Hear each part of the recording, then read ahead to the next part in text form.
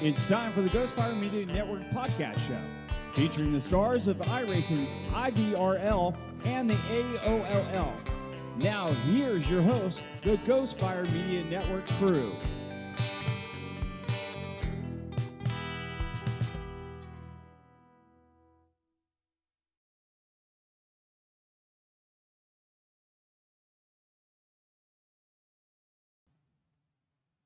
Well, good evening and welcome to another edition of the Ghostfire Media Podcast. It's Randy Pepper alongside Adam Wood and Josh Laston tonight. We are going to have a great show tonight. We got a lot of guests lined up tonight, so this is going to be awesome.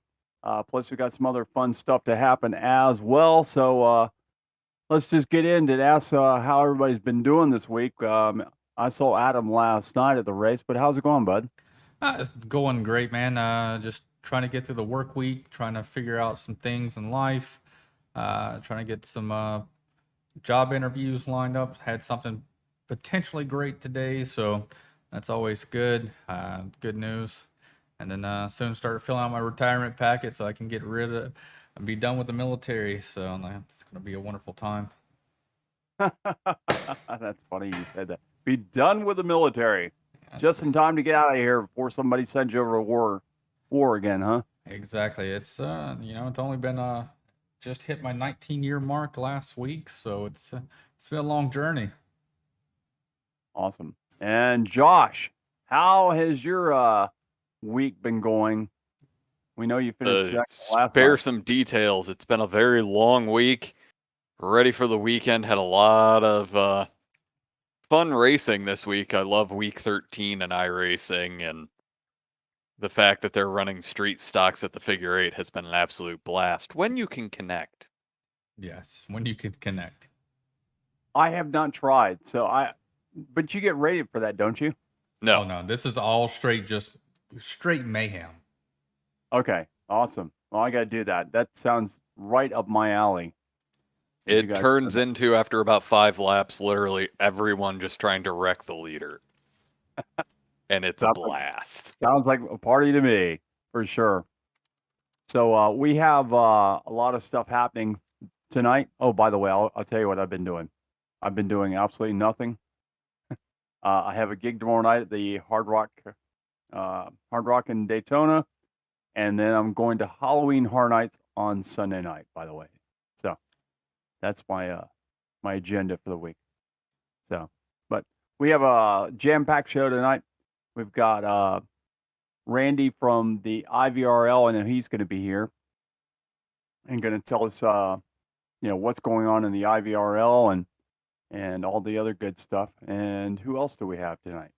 We're supposed to have Brad Slaughter Jr. from Fuel, and our very own Chris Oliver is going to be our guest for the AOLL segment. Awesome. So we also have another segment we're going to add tonight. I'm going to try to stump our host here and see how well they do with some things that I've put together. And that should be fun. So we're just finding out we don't have Nick here, so it's going to be real easy. Yeah. Yes, it will. No. It's nothing. We have nothing to do with former NASCAR stuff. It's all stuff related to AOL, Fuel, and IVRL. So it's just based around everything we already know. But we're going to find out how well we actually do know, or how much we do pay attention to a certain thing, or other things. Lord, you're going to murder me, and it's going to make everybody hate me. I'm in. It'll be fun. So we're waiting for our first guest to show up here, and I think he's going to show up soon, right? Yeah, you should be here in a few minutes, hopefully. Okay. Hopefully we don't get stood up. I will be the first to say, and it's perfect time filler, I love iRacing, but no matter what, anytime they do massive season updates, it never works on the first day. Oh no, there's always talk something about wrong. Let's go talk about that. So as the update has come out, we all know the very first day, Wednesday night, most of us had a cluster of a time trying to get onto the servers. I know Adam was frustrated. Josh, were you? I made it in. But You made it in. after like 40 minutes of trying, though, Yes. it wasn't like he signed on and just went straight in. He was frustrated for quite a long while before he was able to get in. Well, and what was annoying about it was the AOL Sportsman series, and they did a poll at the beginning of the year asking what tracks everybody would want to run, and I recommended Mid-Ohio because it's the closest thing in the sim to a home track that I have. It's one of the few that I've ever run in real life, and okay, it's one of the most difficult road courses in the sim. That's not 30 miles long. And that's probably why I didn't care if I made it in or not. Because I know you guys are good at road course. At least I know you are, Josh. Adam's okay, Adam. I suck. I'm not completely. really that fond of Mid Ohio. Not in the trucks. I could run in something that actually meant to ride in Mid Ohio. But if that was going to actually be an official race on Wednesday and I didn't make it in, I would have been like, oh shucks, I'm glad I got my win the week prior, and I'm already in. I don't have to worry about making this. Right. So, But I mean, we got a lot of people in there, and it was still fun. But yeah, it was an unofficial race, and I don't think that they've made a decision if we're gonna skip Mid Ohio, which will make me sad. How many drivers actually made it in? I'll vote for you though, to do it, because I'm not running next Wednesday. I got work came up, so I know that I'm automatically going to miss. So if need be, I'll swing the vote to go that way, because either way, I'll miss Kansas if we run it or if we don't run it. So, Josh, how many people did show up, and how I many want to did say get we in? had 15 or 16. So, not a bad turnout for a road course, even though half the field could not even get in. Yeah, and that's what was most surprising for me is it was well attended, and Carl was one of them that made it in, and Carl was kind of drunk. Oh, he was supposed to be the broadcaster. That's why he's like, I could be drunk and be a broadcaster. You mean So, you don't broadcast drunk? No, not usually. It's hard to produce and be it. Maybe if I'm just a broadcastee and not the producer / broadcaster, but trying to figure out multiple screens and try to figure things out. You gotta have a little bit of a cognizance. So, who actually won the fun race? It was Teddy Weichel. Who? Teddy Weichel. Teddy Weichel. Now, he hadn't been racing with us for very long. Correct. We actually had to stop and ask him how to say his name. Probably, it was no more than a month ago. Yeah. I remember that. It's like, I look at that name, I'm like, what does that say? All right. And he did the perfect thing, and he just said, "It's Weichel, like Michael," and I cannot thank him enough, because that is the perfect way to describe it to someone that has zero memory. All right. Well, let's move to our first segment. Our guest is here, Brad Slaughter Jr. Well, he's a member of the Fuel Racing League, so we're going to bring him in, and I'll get to know good old Brad Slaughter Jr. Here he is. Hey, Brad. Hey, what's up, guys? Yeah, what's up? All righty. Well, welcome to the podcast here. We're on episode wonderful number 23. I can't believe we've done 23 episodes so far. I'm not including the fun races that we've had that, were in place of our podcast. Yeah, that's mostly when I get lazy. So Brad, tell us about yourself. What car you race? What do you do for a living? How old you are? Are you married? All that good stuff. Yeah, so I'm Brad. I am 25. I race the number 81 Lumar Supra for VRA. Run with Alan Elwood and Cameron Hearn and all them boys. Those are my teammates. Davey, Delonte. I got a lot of teammates. Hold on now. Eric, Delonte, Davey, Matthew. I'm probably forgetting some. I love them all. We've become a giant family this season. and it's been a lot of fun. But yeah, I really enjoy racing over here with these guys. I in my free time, I work as a professional window tint guy. That's part of the Lumar sponsorship. I tint windows at a Toyota dealership, our local Toyota dealer. So I work for them, and yeah, that's about it. There's not a lot to me. I'm a one man band.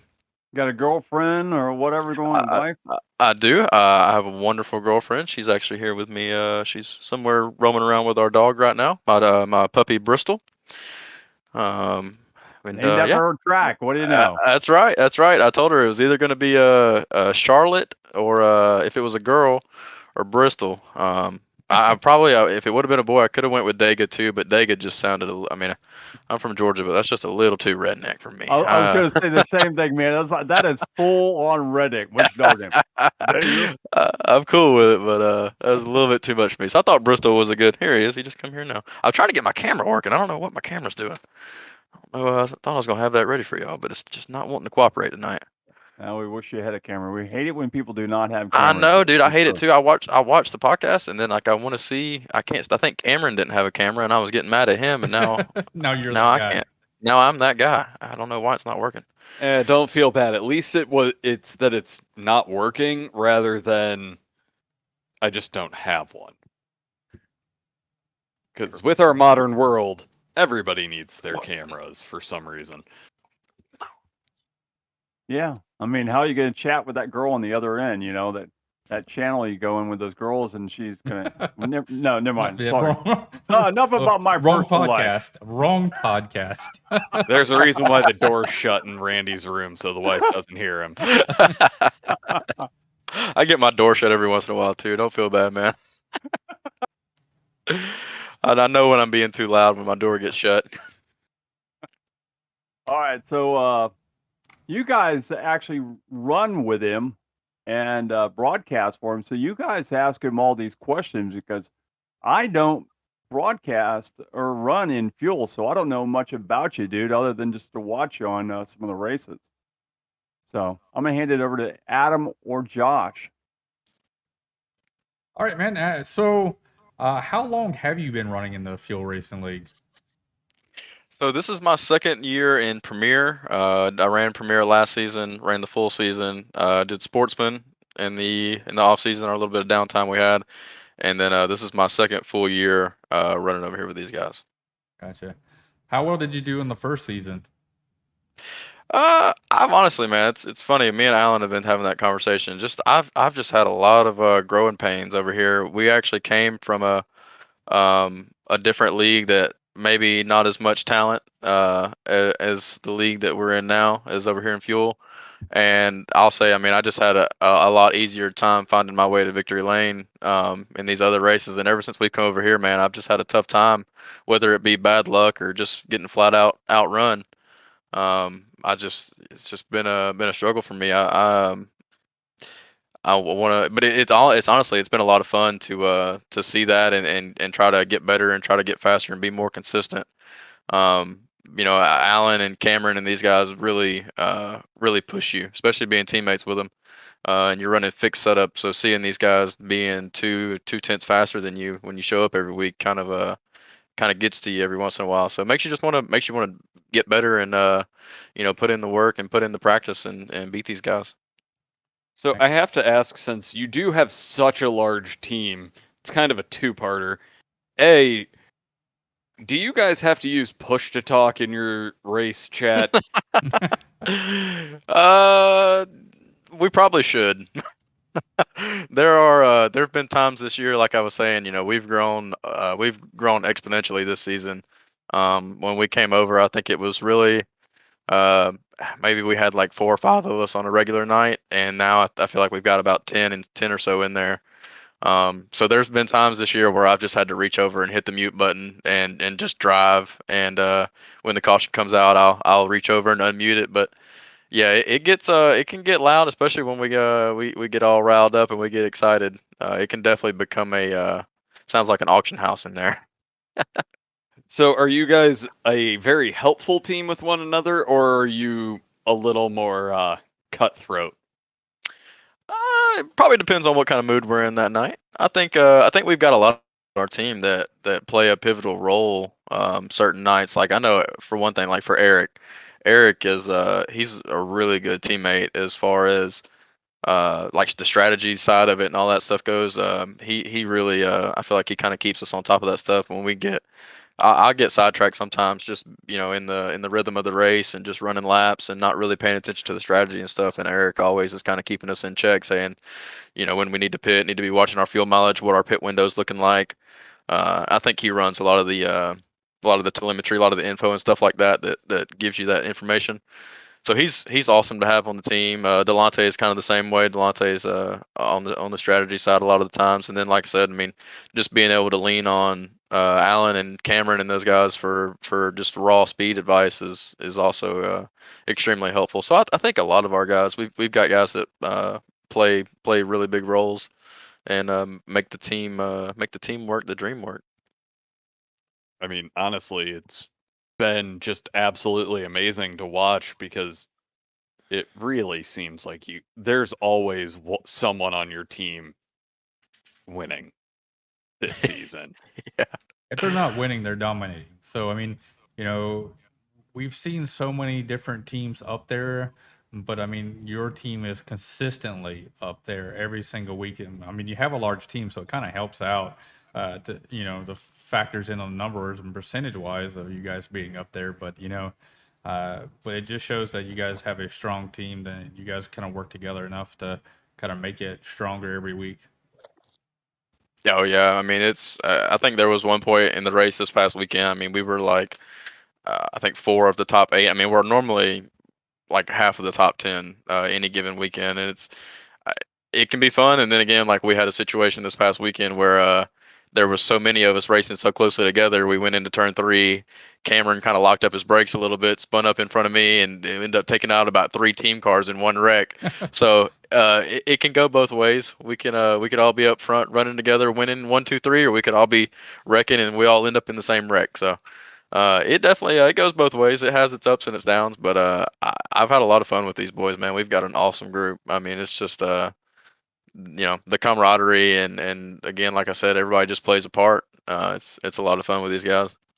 Well, we got our good old buddy Justin Anderson. He's out here. He's always commenting. He said that you're a great driver, and he comes from one of the Saturday morning leagues. Oh, okay. Well, I appreciate that. I try to, like I said, I've been not as consistent as I usually am over here on the fuel side. It's been a struggle. I think the B car honestly has been my Achilles heel. I've come from doing a lot of leagues in the ARCA car and in the truck, and I really feel comfortable in the ARCA car. And the B car is just probably not that it's not my favorite or not that I don't like it, but I struggle with it sometimes as far as the tire saving and the braking and stuff like that. So um, I try to be as clean and consistent as I can. I feel like a lot of times I have a lot of raw speed, or I'll have 1 lap speed, but I struggle on putting the long run stuff together sometimes, and that's what I want to get better at. Yeah, I mean, So- I sit there and go through the Class B, the Xfinity. I'm not a big fan of it. I mean, I'll go out there and race in them and do whatever I have to. But if I had a choice, I'd run either the Cup or the trucks. I think those two are very great balances of it. And I think the Xfinity car is a whole other beast. And I'm not that fond of driving it. Yeah, like I said, the horsepower is the grab for me. Honestly, I love the high horsepower and the low downforce, but for some reason, I just struggle in that car, man. I wish I was better. I could when I grow up, I want to be like Cameron Hearn, but one of these days we'll get it figured out. Yeah, I'm actually a huge fan of the B car personally. I haven't forced myself because all the leagues that I've run in, it's ARCA or the truck. So I haven't really forced myself to spend the time to learn the Cup car. To where this is just, it's a little bit faster than the truck, but it's not as unruly, in my opinion, as the Cup car. Yeah, absolutely. You get that off throttle time. That's the one thing that you really miss with the Cup car and the truck now is the off throttle, and you get that with the B car. I mean, it can be nice. Like I really enjoyed it this past weekend at Wilkesboro. I mean, that was a ton of fun. I was fast in practice, and I was honestly feeling pretty good about the race. And then the race started, and then we're just all kind of running the same speed. It's tough to pass. But I mean, I really enjoy that car at like short tracks and stuff like that, where you do have to manage the horsepower. But for some reason, man, I just have struggled this year with the tire wear. I feel like, and learning how to manage that. Not that I'm even really pushing that hard, just doesn't seem to work out for me on the long runs. But they're a ton of fun to drive. I mean, I can't say they're not fun. I'd be lying to you. Uh, I probably wouldn't show up every week if I wasn't having fun some way. But yeah. Oh, I thought that was my camera trying to cut on. I was about to say. No, it was me. Finally.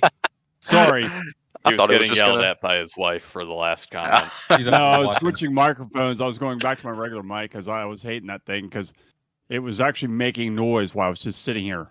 So I was like, the hell with this. I'm going back to the Shure. We didn't hear it, but I if did. you're hearing it, that's all that matters. Yeah, exactly. You know how picky I am. Yeah, I think my only thing I haven't drove the Class B Xfinity cars in a while. I think the season I did last year, I think with just the iRacing default setups that they had, they were just always so tight, and the car just pushed like crazy. And then as the runs came on, it just continued to push and push, and that was kind of like my only gripe. So being able to have a little bit freer of a vehicle like the trucks, I tend to like that one a little bit better for the default setups. And I haven't really run in a league that throw out custom setups for a week that would actually kind of free the Xfinity cars up to where they would actually drive a little bit better, in my opinion. Yeah, and I actually love that idea. We had some of those discussions. We went to some track. I'm not recalling exactly which track it was, but we went to one of those one-off tracks that didn't have a setup for the Xfinity car at that particular USA. track. USA, that's right. And man, I I was was gonna just bring that one up because man, I was just hoping we could have got some. I mean, all we had to do was go in there, spend about 5 to 10 minutes, and just change the gear ratio up or something. I mean, it was. I mean, we could have been. It could have been such a much better race, and USA was a struggle, man. It was the set. I think we might have ran the Richmond setup, I believe, Mhm. and overall, I mean, in the corners it wasn't terrible, but the gearing on it was what made it an absolute dump truck. They had a really long fourth gear, so when we got back on the gas, I mean, it just plowed to the wall, and made that race a little tougher than it probably had to be. But yeah, I would love. I actually recommended that. Just kind of maybe we tweak a setup. If we don't have a setup for that particular track, we just tweak it a little bit. I But thought the race actually wasn't that bad to watch, per se. yeah, no, and I went back and watched it, and it did look like a good race. Yeah, I was in the booth that night, but I jumped into the practice and I had an absolute blast because those are the kinds of setups that I absolutely love, that you have to be so careful coming off the throttle. That's what I love in any of the cars. Is I actually pride myself on my throttle control. Yeah, My pit absolutely. entry, not so much. Yeah, Josh, by the way, that track does not exist anymore. I know. Was But that you were USA? Yeah, USA. It doesn't Oh. exist anymore. It was Oh, torn down years ago. It made room for a shopping mall for that. Seems like that's what they're doing with all the racetracks nowadays. Yeah, That's unfortunate. unfortunately. Yep, it is. I didn't know that. That's actually something I just learned tonight. I didn't know that track didn't exist anymore. Yeah, it's been quite a few years. Actually, it was tore down. I mean, it's been probably 8 years, something like that. I enjoy the dirt rendition of that track as well. It's pretty fun. Yeah. It's unfortunate it's not there. Definitely. I haven't run it in dirt, and I just now got my A licenses in both road and oval, and I was just about to start trying to work up my dirt licenses because It's tough, man. It's tough. These guys, like, I don't know, like a lot. I guess there's this whole other world of like dirt racers that just come on here and they get it like kind of like how we get asphalt racing. It's crazy because And like they, I they go don't over like you there. going into their world either at all. Oh no, oh no, dude. I mean, I've been yelled at some because like apparently I don't understand. Like when you go into a corner in a dirt car, like what is considered your line, like where I'm supposed to be compared to like where everybody else is supposed to be. So like I'll go into the corner and I'm like, okay, well I'll stay on the bottom, and this guy's gonna drive in like, I mean they drive in against the wall, and then like you get cleaned out by somebody and they start yelling at you, and I'm like, what? I thought I was in my lane. And they're like, no, you're not. What are you doing? I'm like, okay. I'm gonna just go to the dirt track on Saturday night. I'll go to the local dirt track and watch, and then I'll sit in the stands. Yeah. This is why I don't hardly ever try to run dirt. If you want to have a good one, you go to the lower sprint cars. I forgot the name, the numbers for it, but it's the lowest number. The 305s. The 305s. Those things are a blast. You can basically go full throttle and put that thing anywhere you want on mostly any track. If you want to learn dirt, that's the easiest one you can go through. I love doing that one. I didn't like the street stock at all. The big block modifieds they're actually pretty fun to drive. They're closer to the sprints than the late models. I'm gonna have I've to actually try the 305s. Yeah, and I have ran those before, and I actually was gonna say I downloaded the non-wing, the midget, Oh yeah. and after driving that for a few minutes, I quickly realized the people that drive those in real life are out of their minds. Out of their minds. That if that drives anything like it does in real life, those are death traps with four wheels. I mean, those things. But it was so much fun, man. I can't imagine what. I mean, that's like 900 horsepower, I think, just right there, right underneath you. And the weight to power ratio is just unbelievable. So I can't believe those guys strap into cars like that. Oh man, yeah, they're crazy. Oh, hey, so next Monday we're going to Kansas. So what's your feelings Nope. about that? Yeah, we are. It's Kansas. Is it? We thought it was Red Bull Ring, but it is Kansas. Oh yes. Yep. Get another Yep. week before that one happens. Yep. I went ahead and purchased Red Bull the other day, so we're gonna go ahead and start getting some testing going over there and learning that track. But yeah, we're going to Kansas this week.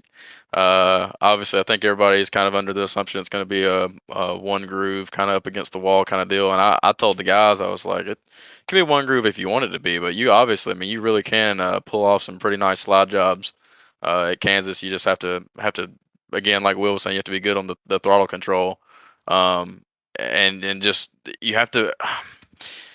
You got to be careful because I've done races at Kansas before, and the wall, obviously you have to run the wall, and it's so easy to just overdrive it just a little bit, and you're in the wall and your race is done. You get a little bit of damage in that B car, and it really you'll pay the price for it.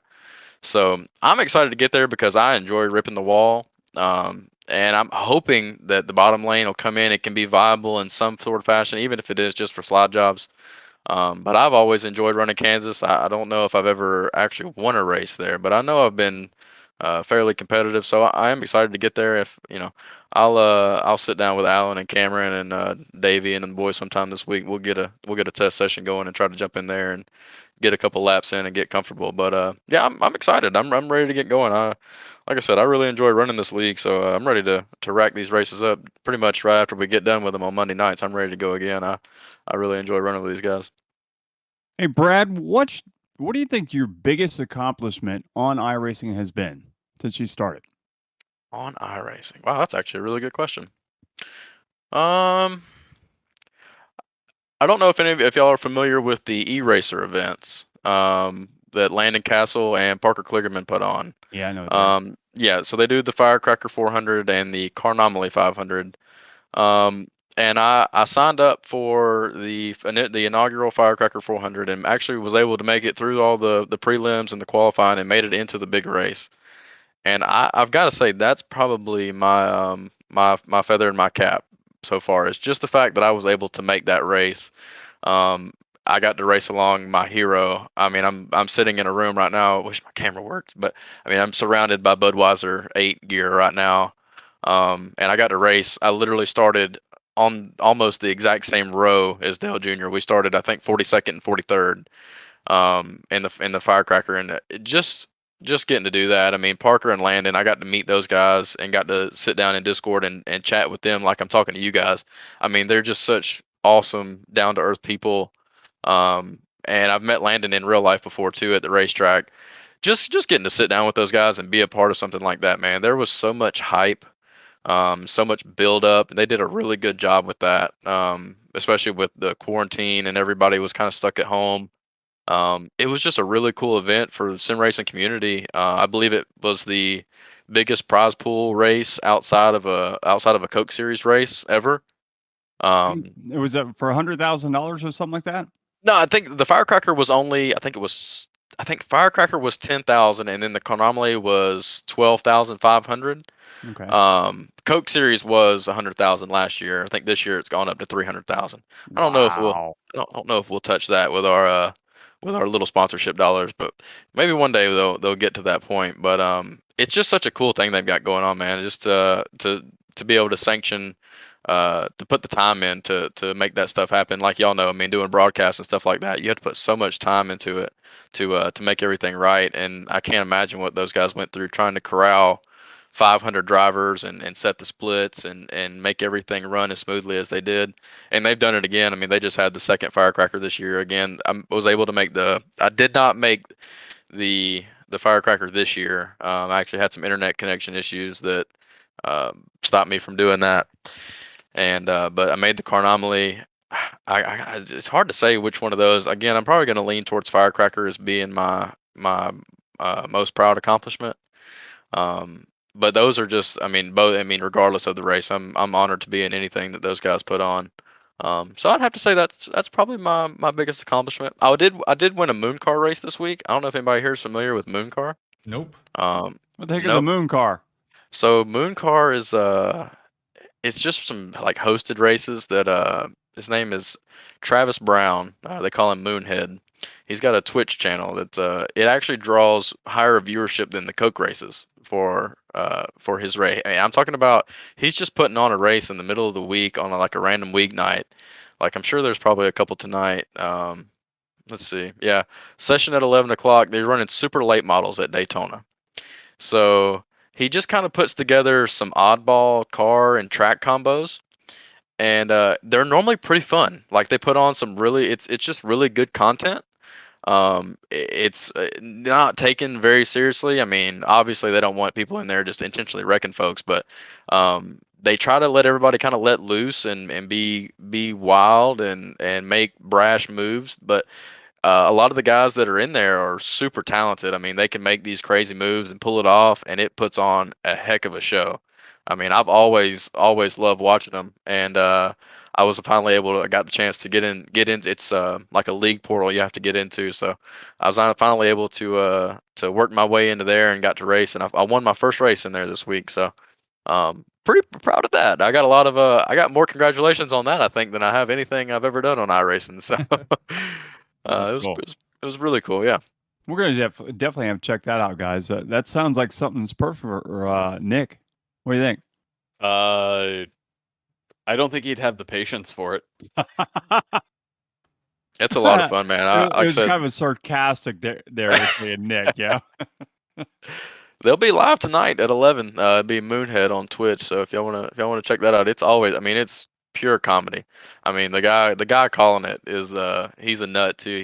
He's loud, as some people would say. He'll get up on the chip and get excited. I think one day last week they ran Talladega in the ARCA car, but instead of taking the front stretch, you had to go down pit road every lap. So like the whole field would come off of turn 4 and go down pit road and take pit road for the front stretch at Talladega. And then they would, like, every time people would hit the line, they would just clear black flags every lap. It was incredible. I mean, it's incredible. It's so much fun to watch, fun to be a part of. So And I how highly did you recommend. be It part- how was did you like get the All-Star race. Oh yeah, man. yeah. Yeah, it was a lot like that actually. And man, I felt bad. I felt bad about the All-Star race because I know somebody here picked me to win, and I didn't win, and I felt like I really let people down. I'm not I'm gonna pretty lie. sure that was me. I'm so sorry. I really was It's only trying. because we aren't allowed to pick ourselves. Man, I put in so much practice for that thing, man. I was so confident, and I accidentally left the session. So I got in there, I practiced some laps, I knew where my pit box was, and I left the session to go do more test laps while other guys were making their runs. And then when I loaded back into the room, it changed my pit box. Well, I didn't know that it changed my pit box until I went out and did my lap, and I came down pit road and I stopped in my normal box, and my pit crew was about 3 more boxes down. And I was like, oh no, and it ruined my whole run. And I was like, well, I just let somebody down. I don't know who. I couldn't remember who it was, but I knew I let somebody down. I felt terrible about that. But that was a really cool event. I really enjoyed. I just enjoyed practicing for that event. That was a lot of fun. I enjoyed it most just because, as any of these guys will tell you, I'm really good at speeding on pit road, It was and I was Yeah. allowed to do it for once. I was you really kinda glad. overshot yours. I was glad Denny Hamlin wasn't in our race because I knew he probably would have won it. Oh man. I don't know. He's pretty good at iRacing, but he's not as good as a lot of us. I don't think. Until his kid Nah. turns off the TV. That's right. That's right. Where's the remote? All right, Yeah. so we do our thing here on Ghostfire Media during the podcast. We ask, who do you think will win next week at Kansas? You can't pick yourself. Can't pick myself. Honestly, man, I've seen the guy. I've spotted for the guy at this track before. And if I had to guess, he's gonna be the one to beat again. I've got to go with Cameron Hearn. I mean, the guy's just fast, man. I don't know how he does it. The guy's just quick everywhere. I mean, it doesn't matter where we're at. The guy's he's on it. Allen is always right there on his heels, if not in front of him. But those two guys are the rabbit that I feel like I'm chasing every week. So It's because of this the week, Blippy Kansas, car. the Blippy car. That's absolutely right, man. His little boy loves Blippy. So got Blippy on the car. Alan Elwood. Also, let me give Alan a shout out for hooking us up with some beautiful paint schemes. He puts in a lot of work painting every car for everybody on our team pretty much. I think I actually did my throwback car, but other than that, Alan's painted pretty much every car I've driven for the last probably 3 calendar years.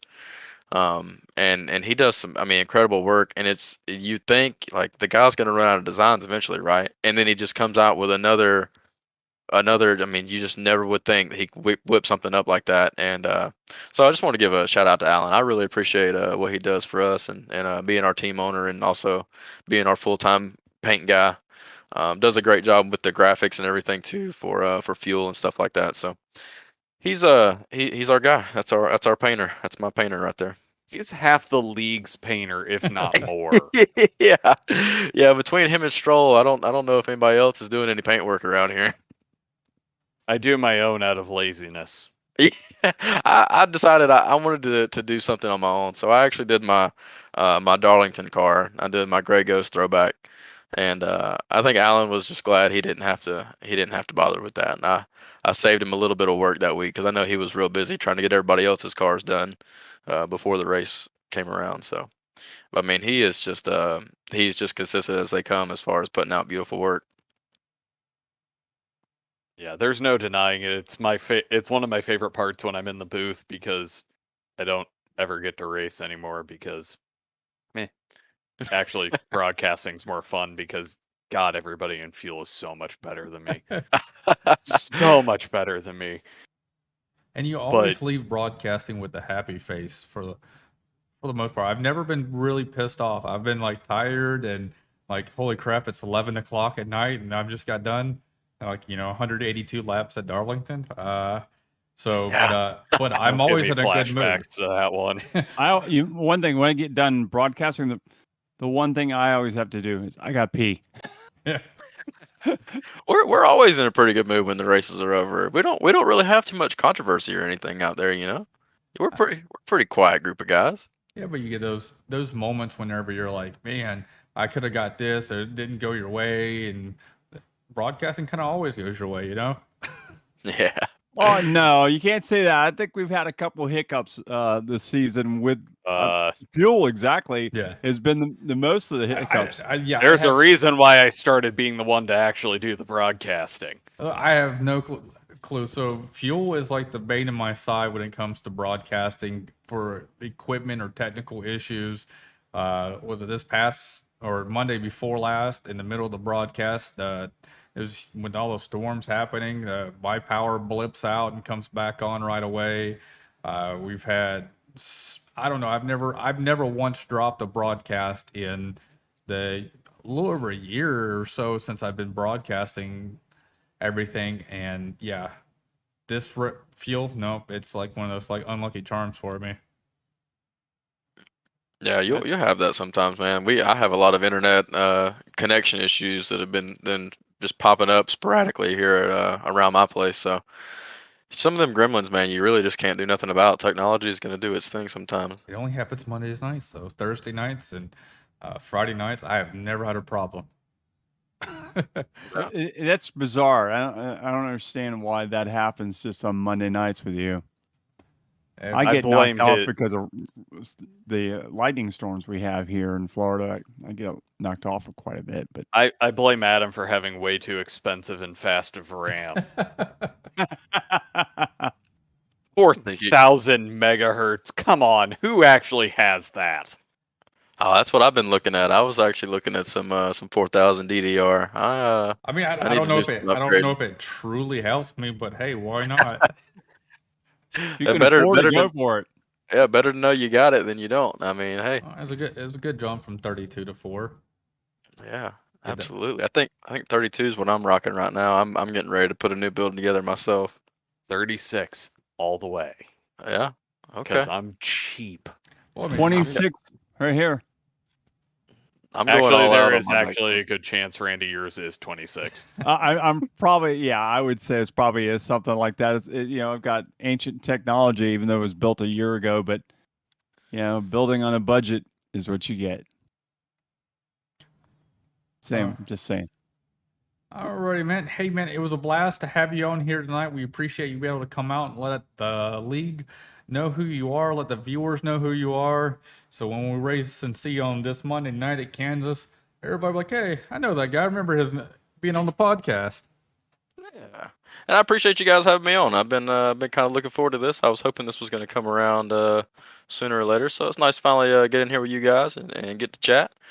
And I appreciate what you guys are doing for us, man. I love going back and watching the broadcast every week, and that's the first thing I do when I get to work on Tuesdays is pop the broadcast up on my little computer at work and kind of go through and see how it looked on there. So yeah, I appreciate what you guys are doing, and appreciate y'all doing this.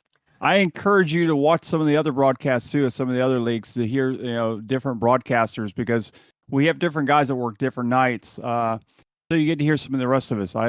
Myself and Adam do Thursday nights. Me and Nick work on Tuesday nights, and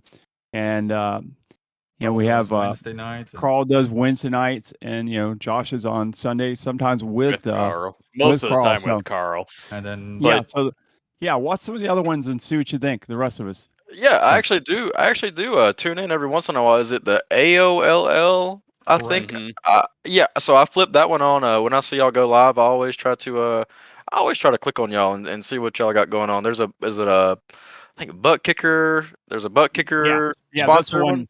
Yeah, that's the one me and Nick do. Yeah. Okay. So I've actually watched some of y'all. Yeah, I've actually watched some of y'all's too. I try to click on every once in a while and see what y'all got going on. I was actually doing that before y'all came on to Fuel. I was just trying to get acquainted to y'all and just kind of see how y'all do business. So yeah, I click in there. I flip in there and check in on y'all every once in a while.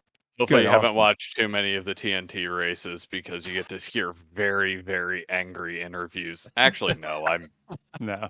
I feel like I'm one of the more calm people that they end up talking to, and despite the fact that people give me the tip. You could have got a couple of us in the booth after the USA race. I'm sure you could have got some good angry interviews then. That one was way too long. Yeah.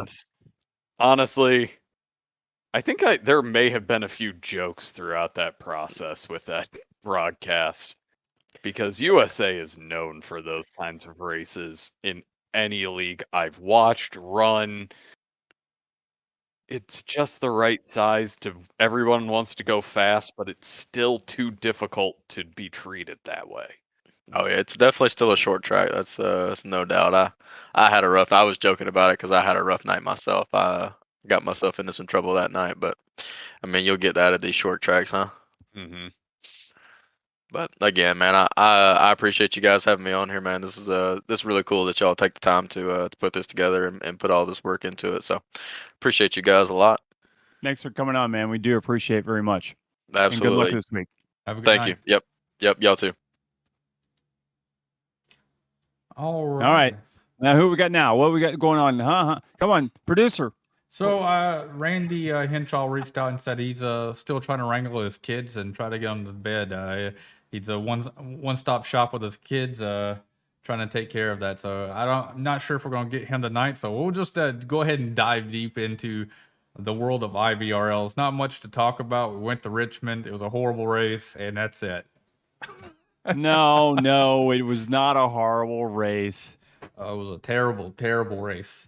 Only for you, it was not. I mean, for one guy, Joseph Causey, it was a good race for him. You know, which a lot of times is, but you know, IVRL race was not that bad. Yes, it was you and Derek Schilling. Derek didn't have a good night at all. That's 2 back-to-back DNFs. Actually, I think that's 2 back-to-back DNFs for both Harvey and Derek. And I know Derek was probably hoping to have a good night coming off of his win last Thursday night in the AOL TNT series. So, you know, he was looking forward to it. And just bad. I think he came off the corner and just smacked the wall or something to that effect. I can't remember exactly. Well, yeah, he was unable to, get a DNF. So he's right above the cut line. So next week we'll be heading to Bristol, and it's our cut race where we'll be going from the round of 16 to the round of 12. So and Jaden Gimbel was not there this week, or Michael Payne, or Michael Payne, and not having those guys there is going to definitely help a couple of guys make their way into the playoffs just because they weren't there, and so that's a good thing for some people, and bad for them for sure. But yeah, Joseph Causey again, just we were wondering how long it would take him to actually win a race in the playoffs, and he won second race. Greg Holt won the first one. He's won the second one. So Team Tito still continues to dominate, even though it's the playoffs now. So who will win next week? That's the big question.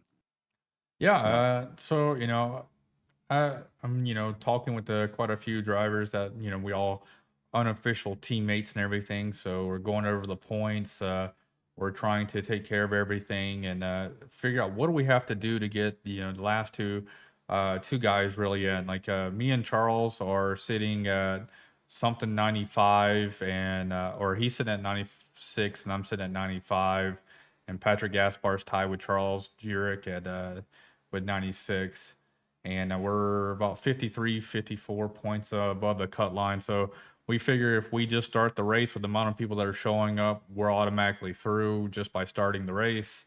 But Charles has to stay in front of Gimbel basically, or right behind him in every stage in the final race. I mean, he's really the cut line. And we got Harvey Abrams. He kind of just has to start, but I think he has to, pick up just a few points during each stage. But I mean, that means Jaden Gimbel's got to basically win each stage and win the overall race to make all these point calculations work in his favor to win and move on and take over. Same thing with Derek has to show up as well and win a race, otherwise he's done for sure. Yeah, he's just right above the cut line. He's at like 17 points up, so he's got to stay, maintain a 17-point balance between him and Jaden. So we have the league owner. Randy Henshaw is in the lounge, so let's go ahead and try to bring him in and talk about what's the IVRL's doing.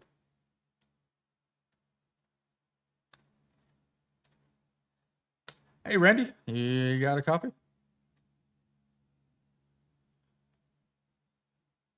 Breaker 19, Randy, you hear me? 10-4, you got me? 10-4. I was looking back the other way. So you throwing them off there, Randy? I know. There's a bear at mile marker 424 taking pictures in the middle of the road. He's getting the camera on there. Hey, Yay, what's there up, we guys? go. Sorry, I was messing with you a little bit, man. Oh, you're good. You're good.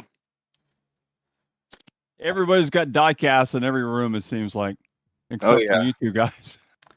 I got bachelor's pad, so that's cool. That's right. Yeah, you're living alone in Texas. No one expects you to be decorated. Your wife is in North Carolina. You have the bare essentials, like I would if I didn't Yep. live with my wife. Yeah. All right, hey man, welcome Later. aboard. Tell us a little bit about you, personal life, what you do for a living, your sim experience, what you do outside of it. Have you ever, personal experience with racing? Yeah. So, name's Randy Henshaw. I'm the co-owner of the IVRL now with Cody. Started racing when I was about 8 years old, running quarter midgets here in Indianapolis. As far as sim racing goes, I started on NASCAR Heat, Forza, doing stuff on Xbox, and kind of got tired of that over the years, and finally grounded it up and went and bought iRacing and everything. So I've been doing that for probably 5 or 6 years now, maybe 7, I don't know. But yeah, it's been fun. As far as my regular stuff, I'm a car salesman here in Indianapolis. Work for Ray Skillman. I have 3 daughters. They're all under 6 years old, so pretty crazy on a daily basis. But outside of that, that's pretty much it. Do you have time for sim racing in that life? Hardly. Late at night is when I usually try and grind some out, but Yeah, and I was going to ask you that. So, me and Nick have been calling the league since the first of the year and everything, and I've never seen you in any of the races, I don't think. yeah, so Tuesdays are kind of a hard night for me. I got the clear for Monday, so right now I'm running trucks, and hopefully I can move up to the Cup Series next year, but we'll see how the scheduling works out.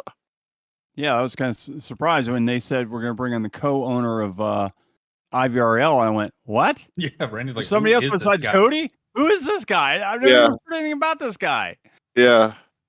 So I was kind of nervous to come aboard and be a part of everything this year because Cody's really been doing everything on the iRacing side for the last couple years. So I was like, man, they're not going to give a crap what I say. I haven't even been here forever, but I wanted to bring you on because I raced with you on NASCAR Heat and worked together with you for a while. So yeah, I wanted to absolutely. bring you on. I mean, you are the co-owner of it, so I mean you work on both sides of the house. You're now you're invested in the Monday Nights Truck League and in the future of what the IVRL has to offer. So just want to pick your brain to see what's going on with the IVRL, any future plans of what's 2022's got to offer for the folks out there and watching us.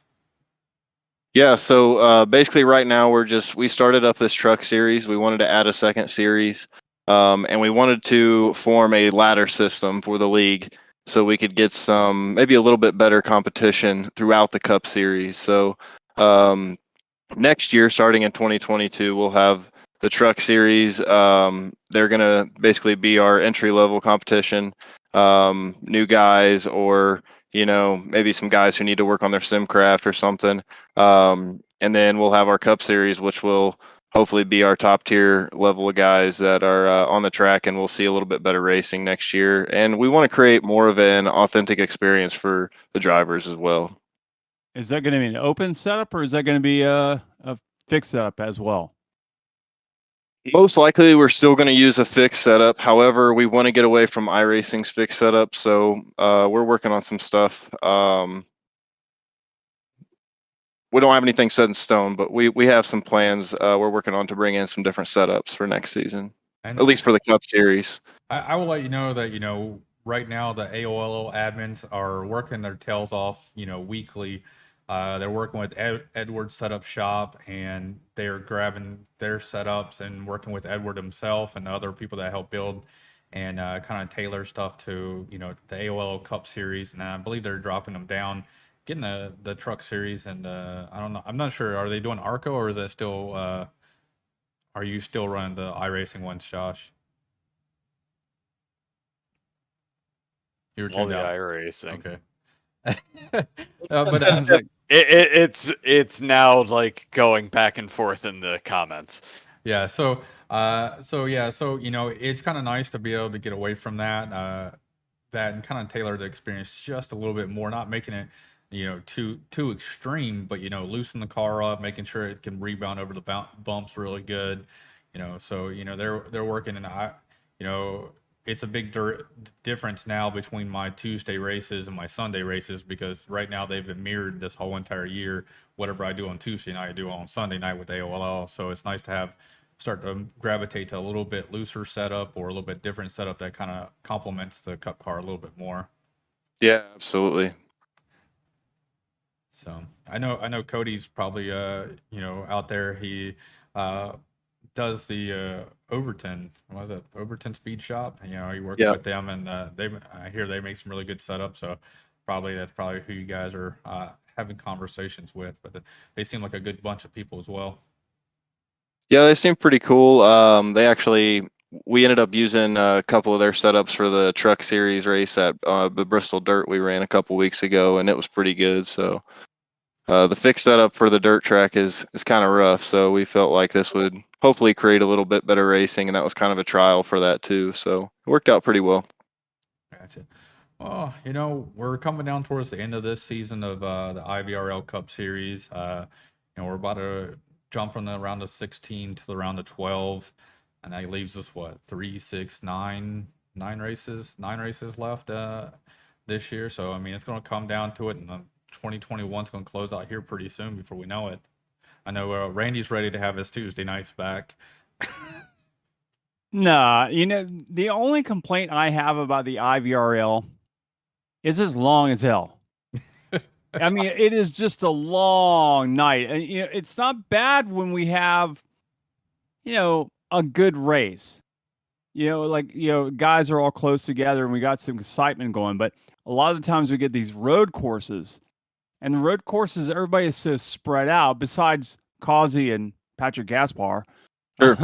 for the most part.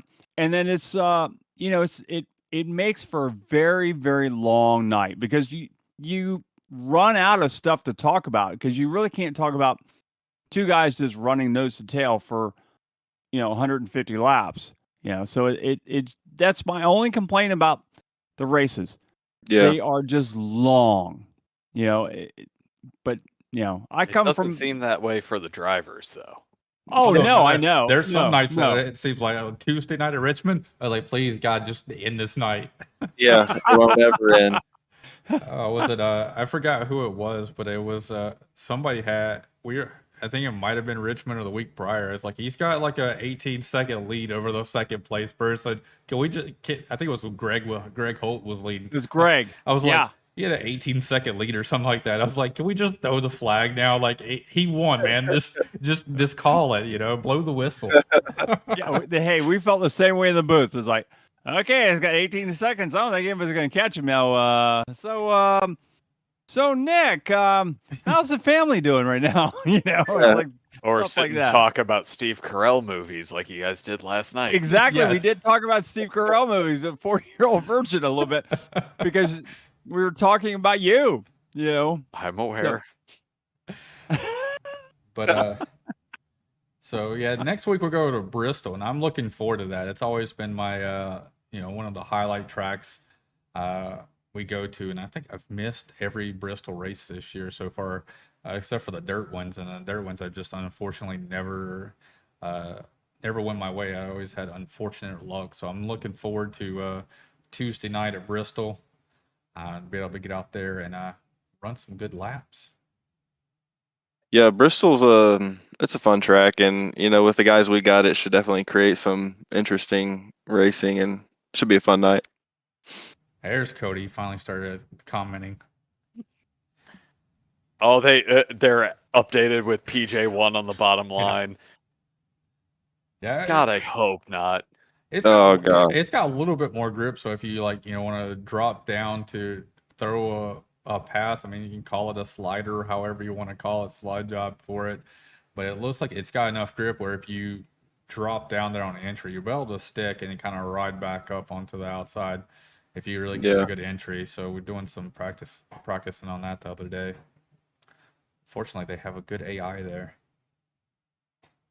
So Randy, with you being part owner in this thing, how much input do you have into the Cup Series?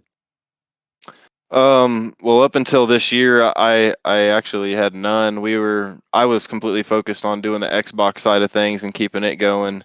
And then once I was able to get iRacing this year, I kind of came over and was trying to help as much as I could because Cody was basically doing everything on his own. And we've got a team of 8 guys together now that work pretty hard on a daily basis. Running social media and points and graphics and all these different things that we're doing to try and improve the league to just kind of get us out there and see if we can't create some little buzz.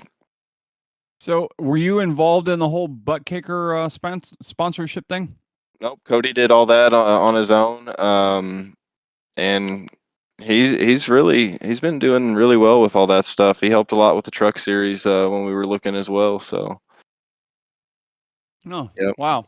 So, well, that So was now, I mean, it's we kind of work as a council together. Obviously, at the end of the day, yes, me and Cody are the owners, but we try to all kind of be under the same understanding and work as a team because I think that makes things work better for everybody, the drivers, and keeps the league running smoother. So where are you actually located? I'm in Indianapolis, Indiana, south side. Yeah, right between Indianapolis and Greenwood, Southport. Okay. All right. And you're a car salesman. So let me ask you a question since you're a car salesman. Sure. Are you used or new? I do both. You do both. So why is the car industry, used cars, why are they so out of control price-wise? The reason is because new car manufacturing is pretty much completely shut down at the moment. There's a microprocessor shortage because we don't make them here in this country. We rely on other countries to make them for us. So we're not getting those in. And like right now, I sell Buick and GMCs. Just to give you an idea, we have roughly, I would say, 16,000 GMC trucks sitting in Fort Wayne, just sitting there at the plant waiting on microprocessors. Ford has like 17,000 sitting in Kentucky, and there's more here in Indianapolis. So yeah, if you look at Google pictures for F-150s sitting in a lot, they took an aerial photo of just F-150s just sitting out there, like thousands of them just sitting there. Yep. Wow. Yeah, it's kind of crazy to see, but what's funny is GMC's releasing this new the new GMC Hummer EV. There's going to be a truck and an SUV style. They're releasing in November, and then they're Very saying good, too. manufacturing and production and stuff's not really going to be going again until like 2023. So Wow. I So was that going to explains say you're going to get 2 in the entire state to show off, to sell them, and then they'll actually take delivery. And The markup Yeah. is on those two is going to be ridiculous. yeah, Yeah. used cars are outrageous right now. I mean, they're giving more for them too, but right now you can't really buy a new car. So Yeah, I had a dealer contacted me and offered me about 28.5. I have a Chrysler Pacifica van, yeah. and it's got 40,000 miles on it. He goes, well, we can probably give you about 28.5 for it. I'm like, I only paid 19 for it. Yeah. He goes, we really could use that car right now. I'm like, what am I going to replace it with? I Is it got about the an same 18 thing. or something? Yeah, exactly. I don't want that. I've got mine's a 19. It's a 19. Okay, Yeah. yeah. We sold one the other day for like 36.9. Holy Good crap. Lord. Yeah, Yeah. I bought my Charger back in 3.5 years ago, 11,000 miles on it for 38,000. I had a dealership offer me 34,000. I had 55,000 miles on it. And I was like, that's a good turnaround profit right there. Whenever Yeah. I put about 50,000 miles on it, and and I only drop $4,000 in value. I was going And to say, so- I bought my wife's Nissan Rogue right at the beginning of the pandemic, and it was a 2019, I bought it for 20 grand, and they sent me something the other day. They were offering me 27 for it. And I seriously thought about it. I thought about mine too. I figured, well, I'd pay off my van and everything. I have a little bit of money in my pocket, and I'll just hold on to a little money. Maybe I'll buy some junker. It just gets me back and forth. Yeah, go buy a beater for a little while, and do that until the market changes again. But Man, it's wild. it is crazy, man. Now I understand why. Yeah. And I feel bad for you guys that are out there having to sell them. Yeah. What are you gonna do? I mean, I have a guitar shop, so we kind of have the same thing. I can't get any new guitars right now. Nothing's coming out of the Orient right now at all. Right. So it's like, and the new guy, the dealers in the States, they can't get anybody to work in the factories to make the guitars. Yeah. So they're way behind, and so I'm in the same thing. I'm paying more for used guitars than I ever have. So I understand totally. So it's crazy times we live in. What I say. It is something I never thought I'd see. A pandemic and all these different crazy. What at the beginning of the pandemic, you had, hey, you get 0% off for 18 years, and here's 47. Here's $5,000, $6,000, $10,000 off this car. Come out here and buy it. And now it's like, hey, good luck, bud. Hence why my wife has a new car. Yeah. Yeah, exactly. I can see it now. You're out there. So I can get you into a 2006 Yugo hatchback. Yeah. For only it's only $27,500. $27,500. Right. It has roll-up windows. Nothing's power inside. It has just a two-knob radio inside that.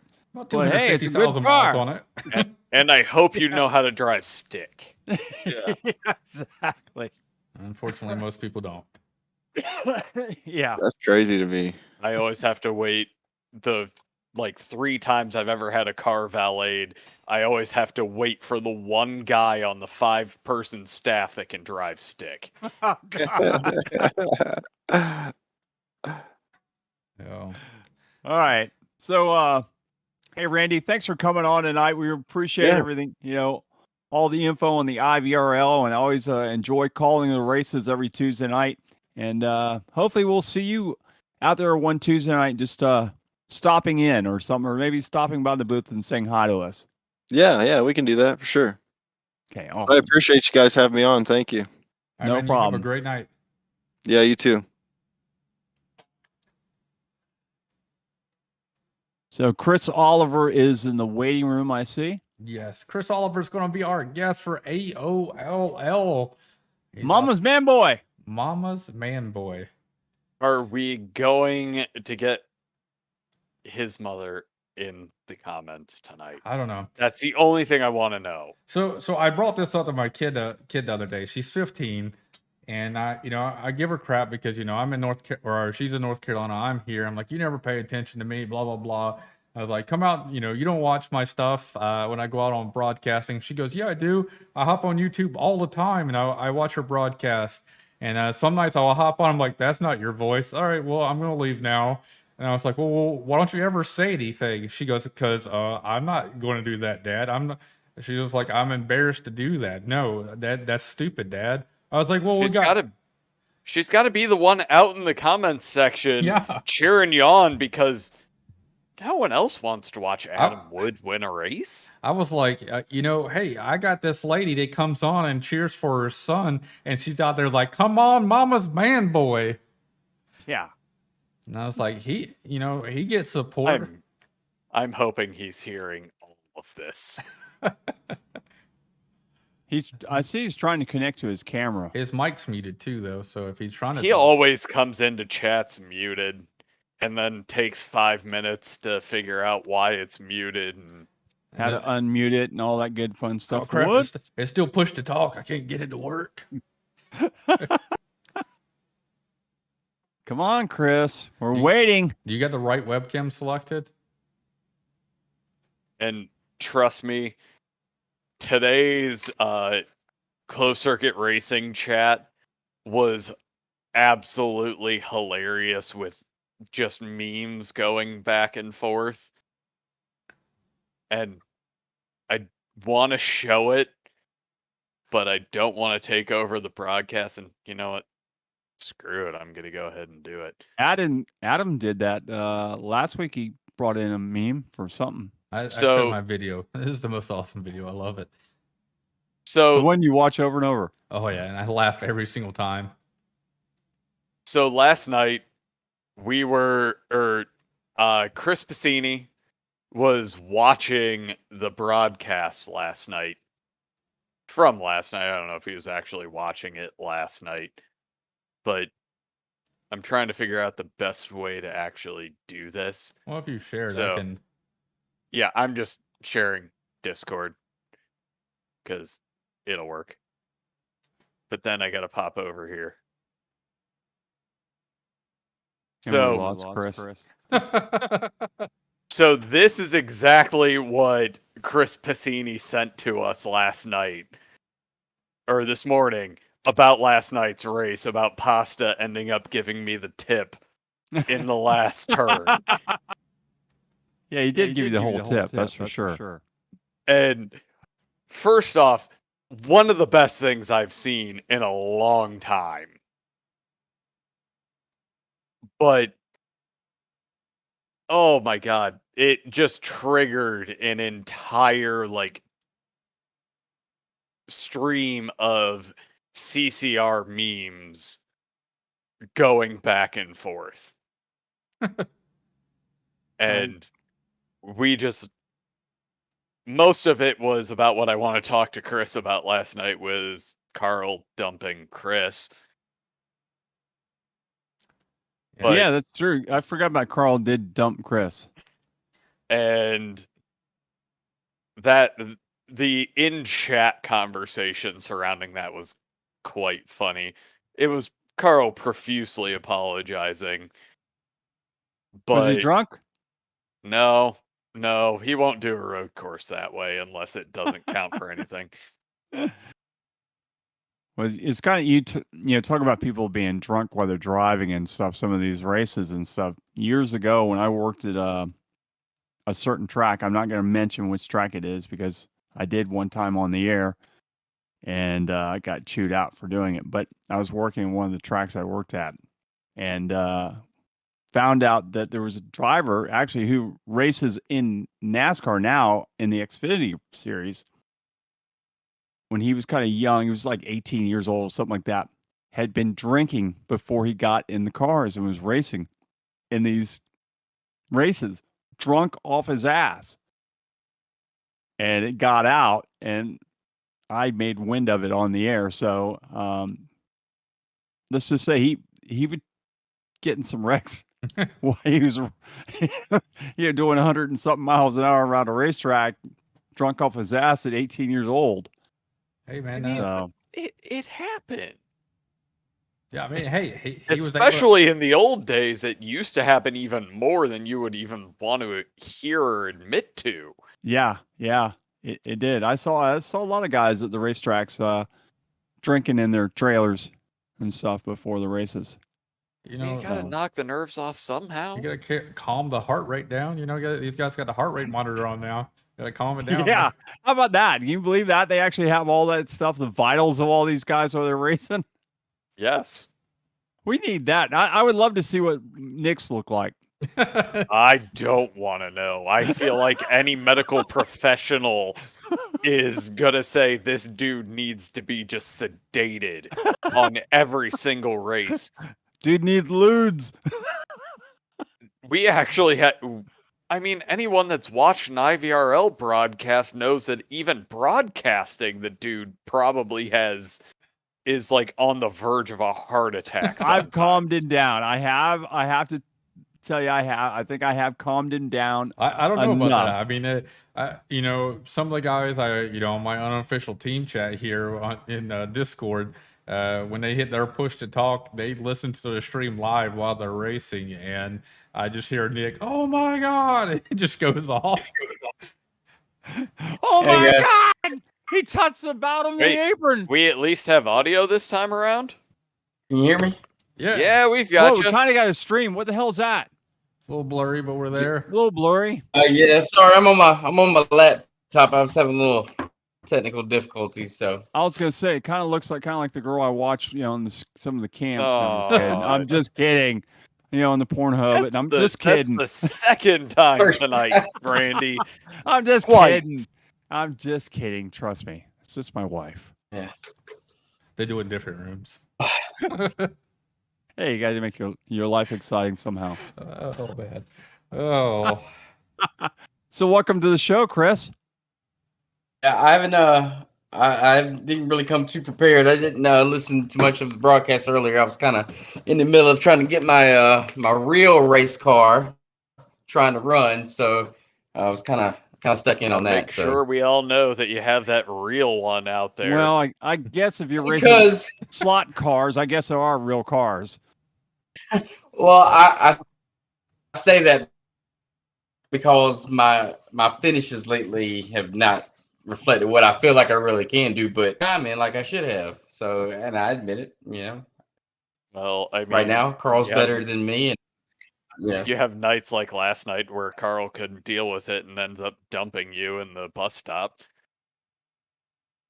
I look back at some of the replays, right to the beginning of the season, and every time I would get something up front or get close, and it's going. I'm sound like Kyle Busch here, but it wasn't my fault. So it was always happening right in front of me. So some of them, I had a few self spins there here and there, but I mean, for the most part, I feel like I'm always getting caught up in something, and it's my fault for not qualifying well enough, and that's because I just hadn't been putting in the time. Which I told my wife last night. I was like, "You gotta let me put more time," and she goes, "Where's their time?" So. So what kind of car do you actually race in real life? Well, I haven't got it to. It's ready to go test now. It's a Legends race car. It's a 34 coupe, model out 34 Ford coupe. If you don't know, we ran the Legends. I actually won a couple races in the TNT series. So one little car. It's got a 1250 cc Yamaha engine in it. It's got my motor has got dynoed at 166 to the crank, not to the rear wheels. So it's got a little power, and the car only weighs 1,200 pounds with me sitting in it. So yeah, it's something to handle. And when you seem like you're not going that fast, at 60 miles an hour on a regular car, but when you're sitting in one like that small and compact, that low to the ground, it feels like it's the speed, the rate, the weight to power ratio is ridiculous. So I hope to have it here in Florence or in Anderson, hopefully soon in the next month or so, to go test some. So it's there. So are you up in Florence? No, I live in Charleston, so there's Florence is the closest track to me. So this was my COVID project. Whenever everybody started going on lockdown last year, we had a lot of things going on. I have a 10-year-old and a 8-year-old, and they were engulfed in sports and doing that left and right. And my wife is a dance teacher at Cane Bay High School here in Charleston, and so we're all on the go. We're always on the go. And so this was like our one little thing I could do, and I got my bonus check, and I was like, you know what?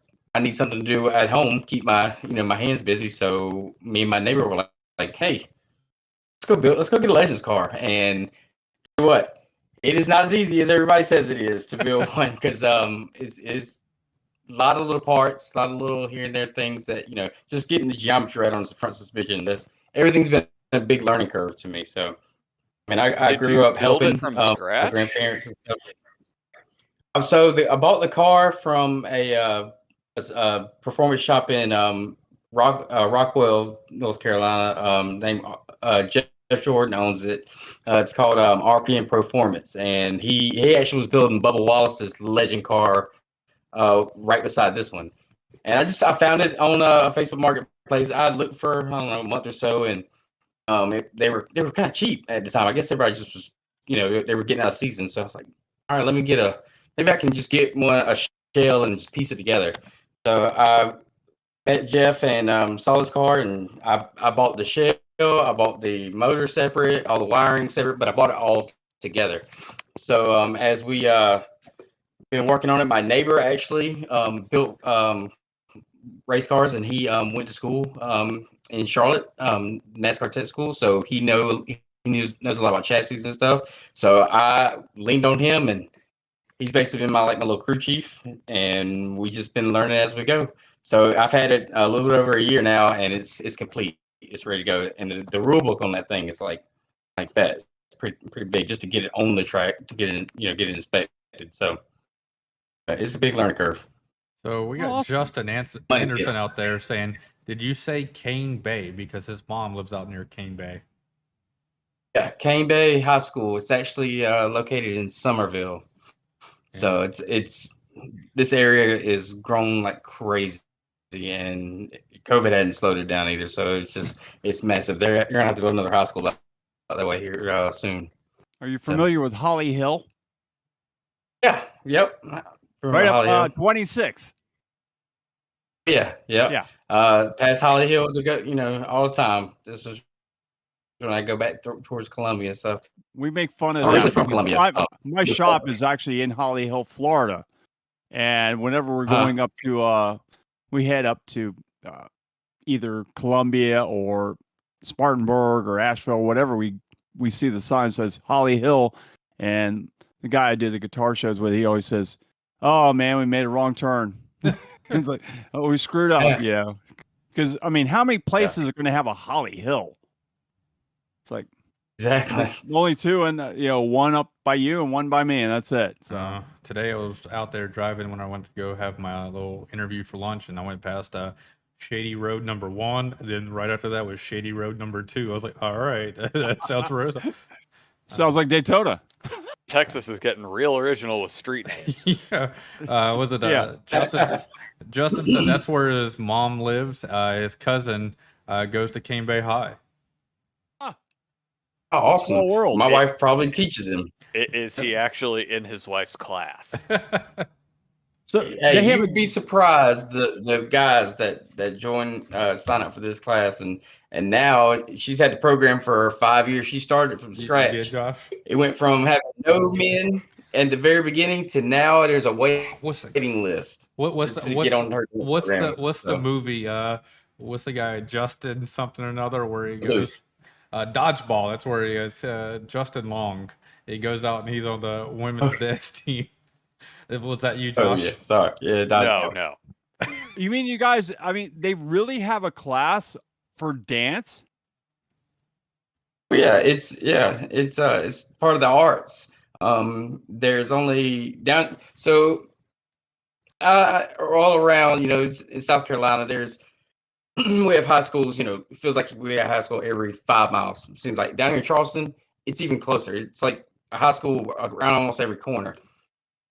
So in our districts, we have certain schools that have just specialty in arts and stuff, and it's grown so big down here that they had to create another performing arts school in the district. And she started from scratch 5 years ago, and now it's blown up. It's a big deal down here. They're crazy about their arts. So did she when she went through school? I mean, she obviously went to school to be a teacher. And then we pick on her all the time. So what did she actually get her master or bachelor in teaching for? It's in performing and visual arts. Okay, so it's still the same type of thing. Wow, that's pretty wild. Right. We don't have that down here. I mean, I feel your pain. Pretty wild. Like my wife comes from up right above Chicago, and she's like, "Yeah, we had an indoor swimming pool, we had swim meets, we had this, we had that, we had this." I was like, I had a football, basketball, like baseball and softball. If you want to branch it out, there was a golf team, so you could. We had surfing. We had a surf team.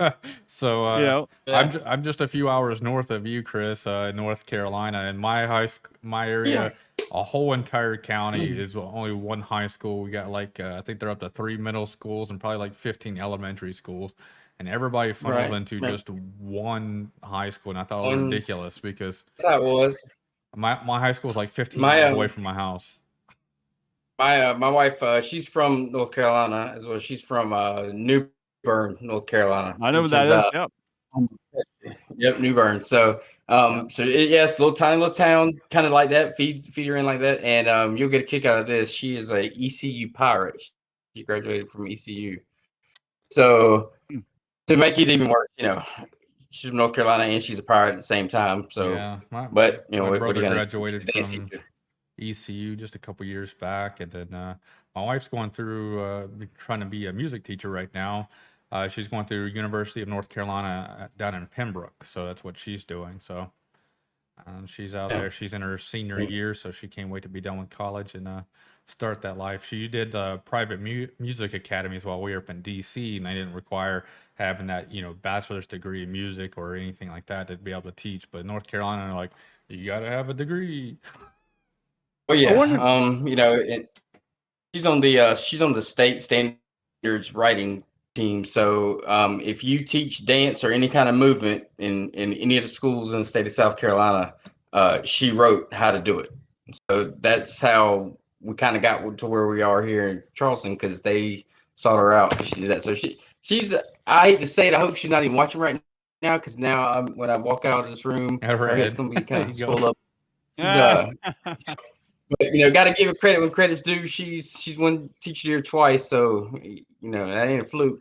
But I'm proud of her. So if I could just kind of show, get better at this racing deal, she I was has. gonna say we need to stop talking about Hey, Jenna and Chris. get moving to racing. Right, actually, and since Carl's not here, one more thing. Since Carl's not here, and I cannot usually talk smack to his face, I already know that he probably had something planned up his sleeve.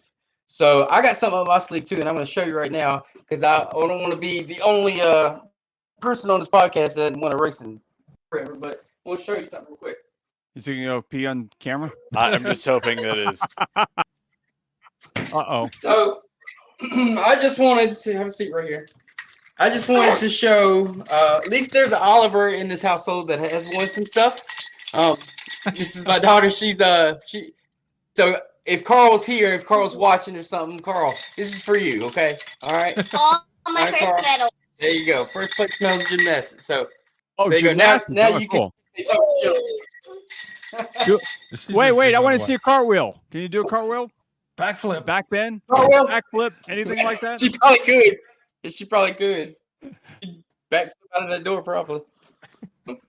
Well, that's awesome. That's very good. I had to get one out. All right, so we'll talk about last night. So what were you thinking whenever Carl dumped you there going into the bus stop?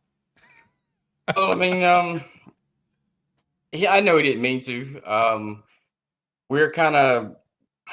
We always feel like something at the beginning was going to happen, and so we kind of kept our head on swivel for anyone we were around. And he heard something in the background, and he peeked his head up, and he missed his breaking point just by that much, because Josh and Blake and Brandon are so fast and so smooth. They don't make mistakes.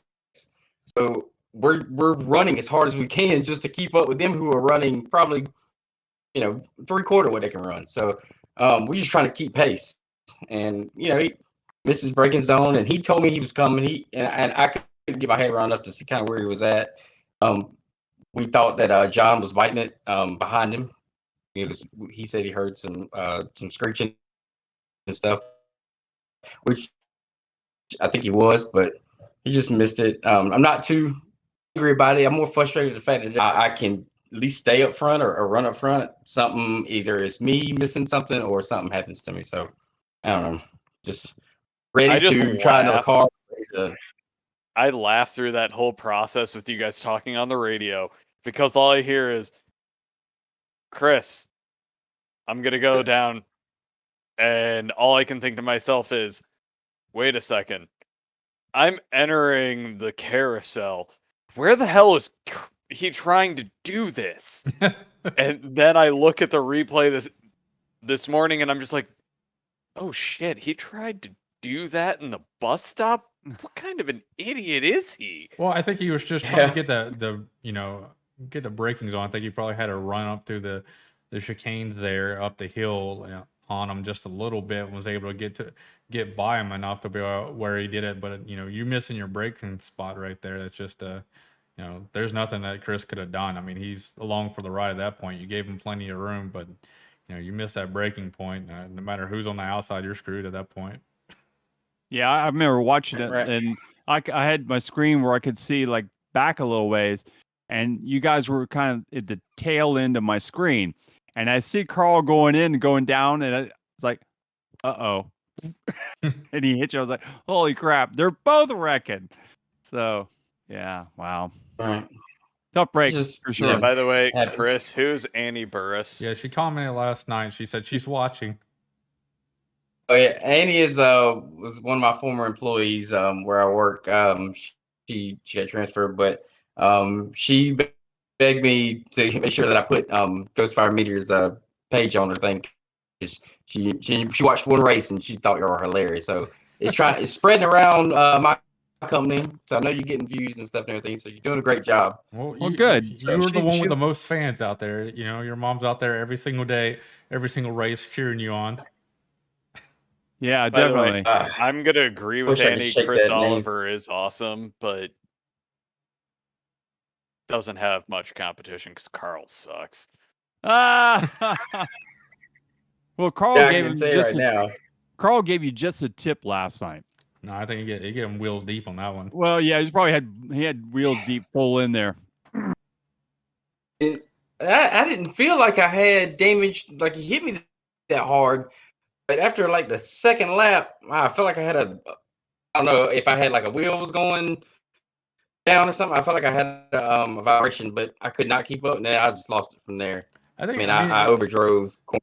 it could be, you know, week 13 madness, you know, the new tire combination, probably a little bit of tweak to the new damage model, just kind of like all put together to make sure, you know, it throws you off there. So, you know, everything could have been, you know, just unfortunate for you.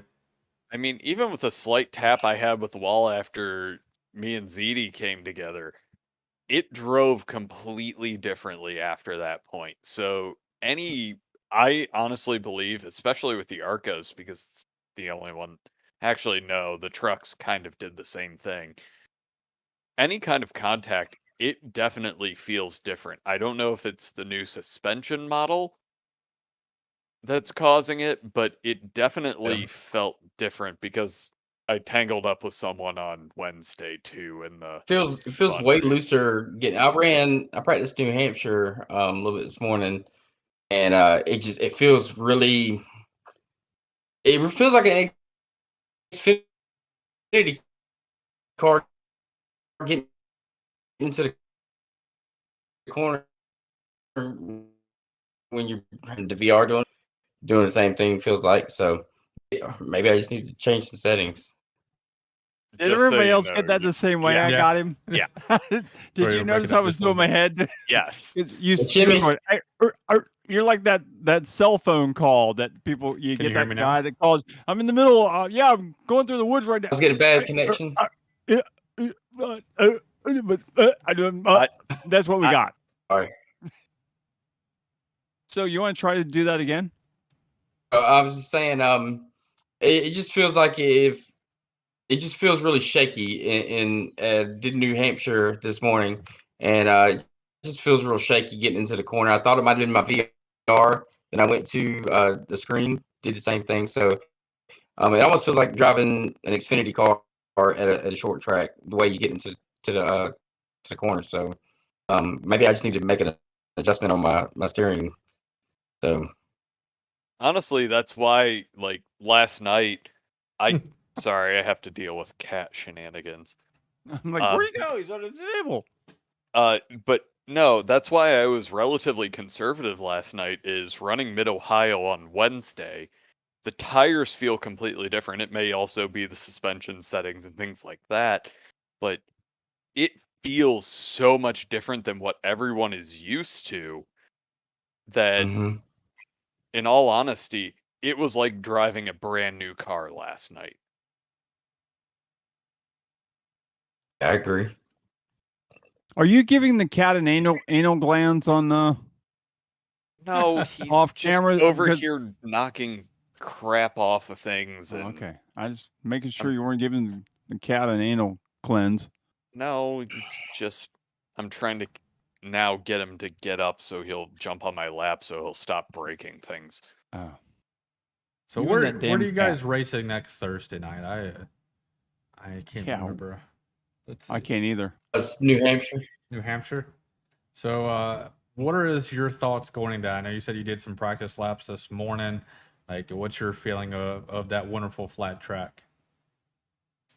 I love those kind of tracks. I love Richmond's probably my favorite track. I haven't run there as good as I can, but I just love the style of racing. I'm more of a long run kind of car. I feel like the top half of our TNT series is probably gonna run away from the rest of the field again, because it's gonna be one of those tracks where you're gonna have to really, really manage yourself at the very beginning. I don't know how close the setup, if anybody's gonna make any changes admin wise to do anything else to it, but the way it feels right now is very, very to the corners, and you have to drive 3 and 4 way different than 1 and 2.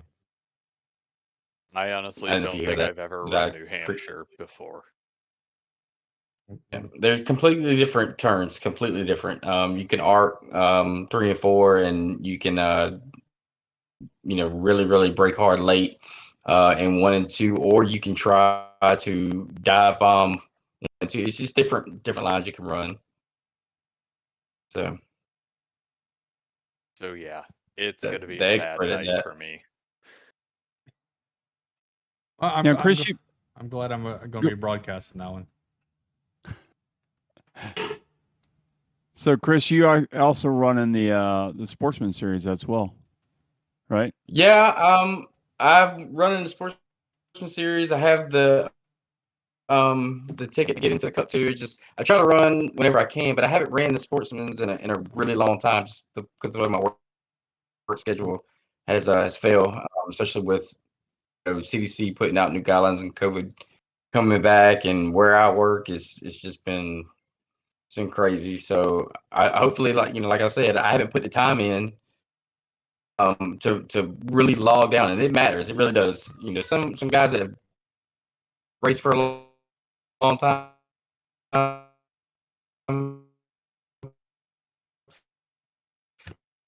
I hate to say it, man. When I was in, Blake Gordon's of the world stuff, they probably can jump after taking a week or so off and get going. I hate to say it, but My back in the connection's day when terrible I was, again, guys. I'm sorry. yeah, when I was in radio, we would have dumped you. You would have been already gone. We say, No, I apologize. hey, we're sorry about your connection, man. Call us back when you get a better connection. That's what you would have been dumped as. And then we'd wait for you to call back in, and we put you back in line, and you queued back up when we got a chance. But yeah, your connection, I hate to say it sucks.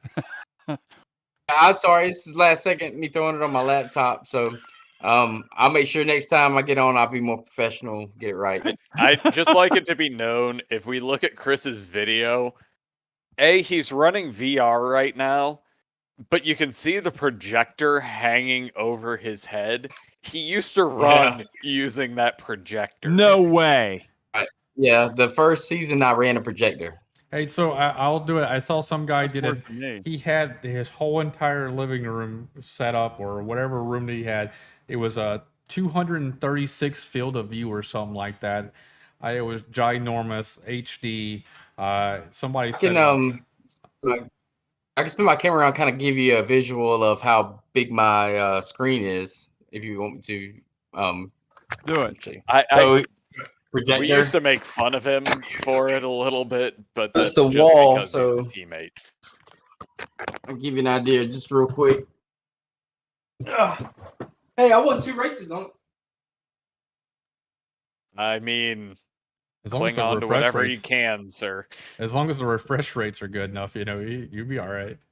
That's it's kind of like when we hear Randy complaining about playing on a TV. I'm like, there's no his refresh rate had to be worse than mine, and he beat the guys. That's crazy. So if I'm where my head is, that's kind of what I'm looking at. Sorry, I have clothes in my room, but I don't know if you can see that. Yeah, we can now. Chris, pick your clothes up. Yeah. I know. So my wife says, So, "You anyway. gonna pick those clothes up?" Mine just deals with me leaving everything down. It's on the other side of the wall behind me. And yeah, So we're all the same way. yes, we are. Adam doesn't have to worry about that stuff because nobody can There's lazy leave. there's nobody nagging in my house. Yeah, exactly. For the rest of us, well, our clothes is where they land, is where they stay. I just kick them under the bedroom. It's Oh like God. the junk room. So, I was gonna say you all right, can guys. see it Sorry behind about my me. connection tonight. Yeah, that's It's it's fine. been well, it's all right. It's kind of annoying sometimes when you It's well, only whenever you're really serious too. When you start talking Yeah. serious, that's when it gets bad. yeah, When exactly. you start paying compliments to Blake, it just doesn't want to accept it and just cuts out. Oh. When you start talking about Z, saying all kinds of stuff about Z, it just doesn't come out. Hopefully, they heard the good things. Yeah, hopefully. And when you were talking about how great your mom is, we never heard any one bit of it. So all we heard, mom. Anytime I know Maybe that next time I'll get a rain check. Yeah, definitely. We'll give you the rain check because you've been entertaining as well. So we'll definitely do that. anytime All right, Chris guys, well, shows have- up in a race, I know that we're going to be entertained with Adam and Randy making comments about her chiming in. Oh yeah. And honestly, I still think that she would make one of the most fantastic podcast guests. I think we should bring her on. I wouldn't mind Gotta win having a her, race. Mom. Huh? She says I have to win a race first before she comes on. You've won 2. Won 3. Well, 3, whatever. But yeah, so what's I have the to holdup? win. I have to win one in each car. So our So she car, would I have haven't came on won if one we yet. were doing the podcast back then. Whenever he won in the Legends car those 2 times, she would have came on then. But now we're in the ARCA car, so she blew you off. What they're trying to say is apparently they think your mother does not love you. No, we know she loves you. She just has Yeah. no faith in you. I think she has her favorites from day to day. So, all right, why does she call you Mama's man boy? because my mom is me and my brother and my sister were born in different decades. So, I'm the oldest of 3, and I'm 12 years older than my sister. So, I help a lot, and she called me her little man boy. So you were actually the only one planned. The other ones were not planned because No, it's evidently probably the 12 years opposite way. apart No, from each none of other. The us. other, oops. None of us were planned. None of us were. No, I think We it's probably the make the best opposite. kids. It's probably the opposite. He probably wasn't planned, and then they were like, "Well, we're not going to make this happen again." So they just held off for a really long time and made plans when the next one was actually going to be made. Who knows? Don't worry, my wife wasn't planned either. So My just kid kidding. definitely was not planned whatsoever. There was no.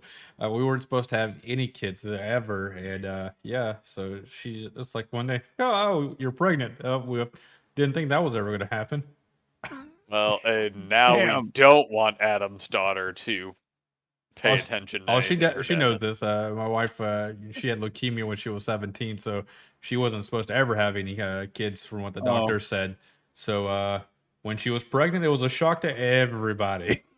Oh, I thought you were going to tell me. Well, the Altex rib for her protection did not work. No. So yeah, it was a different world for us. We thought we were just gonna, it was going to be me and her, and then 21 years old, and it's like, oh, you're pregnant. Awesome, thanks. It's gonna be awesome. Oh my! I hope your kid never hears that. Oh, she's awesome. I'm pretty sure she knows at this point Oops, I did it again. that she was their miracle child. Yeah, really. That's true. It is a miracle child for that. So, All right, All right, guys. Well, I'm gonna get off here. All right, so you're gonna stop cutting out on us. Yeah, I might leave you.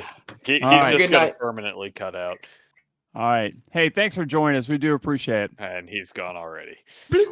Yeah, we got to get him back when he has a better connection. I'm We have telling to you, send, back on radio, I would have dumped him. He would have been gone.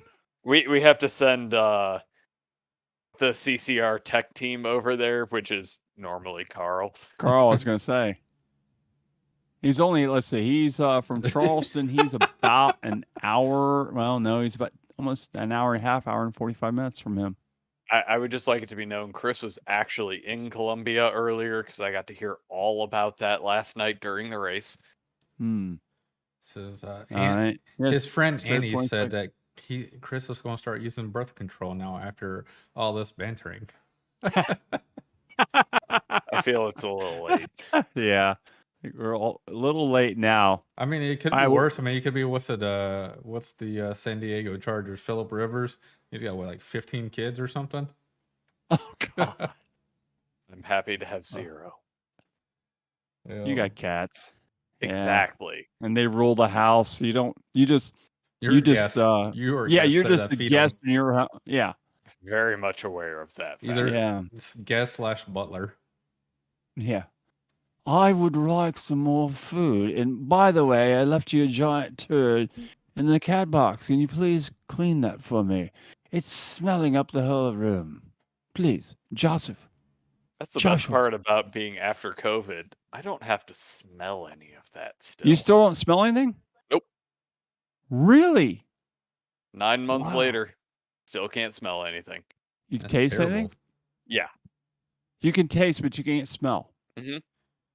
It's wonderful. Wow. So you can go into, you know how your buddies, you all go out on, you're all out, everybody's drunk and you're out in your car, except the guy driving. And you got that one guy in the backseat going, and he's like rolling up all the windows, making sure nobody can roll the windows down.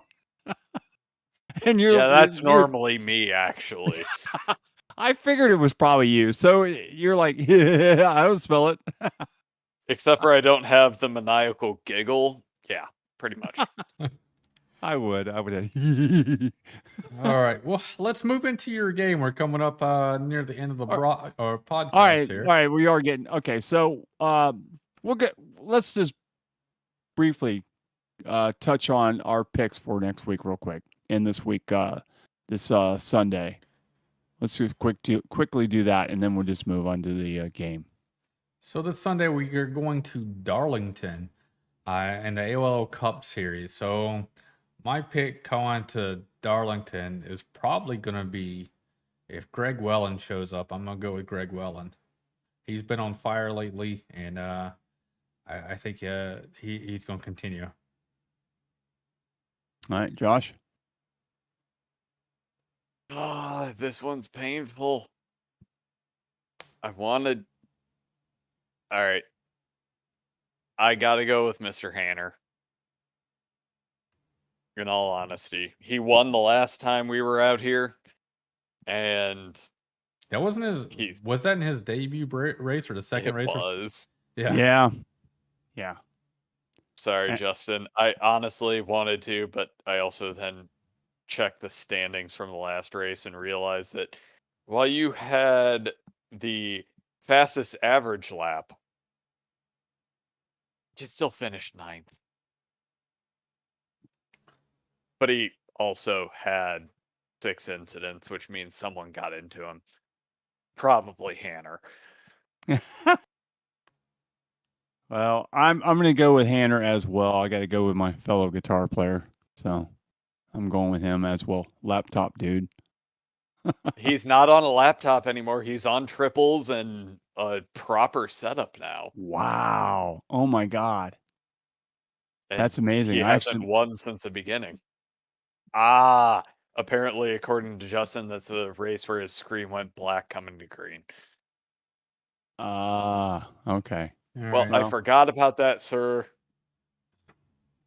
Yeah, no, I got love you, Justin, despite the fact that you're a Ravens fan. He lives up there. What do you expect? I mean, he's It's just the old school Browns. it's he lives right there where he could be either the Washington football team fan or the Baltimore Ravens fan, but nobody wants to be the Washington football team fan anymore. Everybody's Did anyone ever really want to, though? Dale Back Jr. then, yeah, Dale Jr. is huge. I'm sure he Huge. still calls him the Redskins fan. I'm sure he said I don't know Redskins. what Redskins is. The only thing I know is the Washington football team. Watch. Oh, erase the football history. Don't Yeah. want to know anything about it anymore. But so Johnny Unitas, who? I can't come up with a pick on Wednesday because we don't know where we're racing. So that's I'm not even gonna try to go through Wednesday's pick since we don't know if we're gonna be racing. Was it Kansas? I still want to throw out a Mid Ohio. awesome job for Teddy Weichel for winning. Well, it was a fun race, Yeah. and it was actually a really fun race. I was trying my hardest to get in, but when they were like, I couldn't get in, and I was like, oh, time elapsed. I'm like, oh darn, I'm gonna have to fight to try to get to this road course. So Mid Ohio is not Yeah, my favorite. if you don't practice Mid Ohio, you're in trouble. Well, that's kind of the reason I said I give up after, it was like I had like 10 minutes to go. I said, I don't know. I don't even know why I'm even trying anymore. There's no way I'm going to run any good at this thing. Why should I even try? I did a few races after the update, or a few AI practices after the update beforehand, and had no problems with iRacing. So I was like, all right, around 5:30 my time, 6:30 on Eastern time, because they opened it up 2 hours early. And I was like, all right, I'll get in about an hour and a half early. Get quite a few laps underneath my belt, and couldn't get in. And kind of like Randy, I'm like, well, I know the track, but I don't know it in the trucks good enough. I'd go in there and just screw everybody over. So, oh darn, I'm just gonna have to go watch some Rick and Morty. And we still had a very drunk Carl running with us. And That's did funny. surprisingly well until he glitched into a wall. Which, I mean, He saw lights on the back of a car behind him and pulled over. Was it? So we'll skip Wednesday picks because we don't know if we're gonna be running Mid Ohio yet or Kansas. So next Thursday, Kentucky. I know it's a K track, so Kansas was Monday night, so I was shooting to see. So so we'll go Thursday night. We'll go to New Hampshire in the TNT series. I'm gonna go with Tim St. Jean. Tim's owed one. I won't even call that a dark horse. That's no. That's He's had Mr. solid. Consistency, so I feel that that's a track where you're going to need that consistency on those flat bankings to be able to kind of pull through all night. So I'm going to go with Tim St. Jean. Good pick. Yeah, Josh? no, that's fantastic. I think emboldened by this past week, I think we are going to see a surge from Blake Ziti. You think this is his breakout, huh? Honestly, he has the yips pulled from him after finally winning a race, and he's been strong for so long. He's just ended up having that one incident, a lot of times caused by Carl. Poor Carl. I know, he's been the butt of Or all of my Nick. jokes, but he knows I love him. But no, I honestly, he's past the point of just pushing for that win. Now it's just relax and do as well as you can, and yeah, All right. and I Right. want somebody else to beat Brandon so I can catch him in the points for the season. Well, I hate to say And it. I'm not going with Carl. Brandon myself this week. I think Brandon, after a dismal race last night, I think he'll want to. Well, I think back he in came top back up again. to what, fourth or fifth there at the end. Yeah, So fourth. I mean, after that little bobble and his teammate kind of gave him the tip on that little spin while he was leading, so he was able to make it back up. So I think that's what his lowest finish almost. So that's gonna be Yeah, I think so. That's gonna be one of his drop weeks. Let's not talk about the fact that that's a fifth is one of his drop weeks. Fourth. Don't give him Or fifth. He got fourth. Yeah, I think Carl came fifth. Yeah. Let's not talk about that. That's why I'm 33 points back once you factor in 5 drop weeks. But you're still ahead in the overall points. Well, yeah. Well, it's just because Brandon hasn't been there for 2 of the seasons. Well, doesn't matter. You'll become the overall champion. That's the one that counts. You get Damn that it, turtle. Joe, I want that turtle lamp. Yeah, you want the turtle lamp. So, turtle. All right, Randy. So let's move to your wonderful segment here of trying to All stump right. me and Josh, and All we're right. stumped. Yeah, that's pretty much. All right. So what's this? Let's see how well you pay attention to your drivers that you're either racing with or you're calling sponsors on those cars. Sponsors. All right. All right, I have a chance. You have a chance. Like I said, You're I'm terrible. this. Yeah. So I mean, all right. So we'll start with few. So you've got. I mean, both of you guys have called these races, so you've watched these cars and you've raced with them. So, all right. The number 38 of Shane Theron. What is a sponsor on the side of that car? You ran a new sponsor this week. I remember. What was on the side of it? I remember the white and red chrome. Yeah, that's You guys that's talked the about big it. Thing is, I remember the chrome. It was a hometown track or something that you said, or it was a hometown local something or another. I remember you were talking about it. Oh, I didn't know, but you knew about it, and then somebody commented on the thing. this is what happens when you drink when you broadcast. I'm kidding, by the way.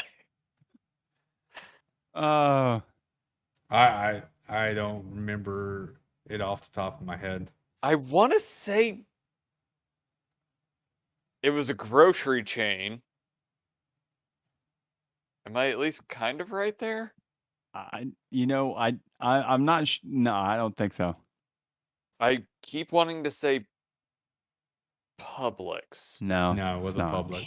Because it's white and red. Yeah. It had like a red or Oh, I remember gold the car design and everything about it. Yeah. I just don't remember the Public lettering on is it. green. Yeah. Yeah. We're giving up? Oh God, yes. Okay. The cage. The cage. There you go. All right. I'm going to give you 2 of each one of these divisions, so you guys have another shot. All right, Charles Brassie. What is on his car?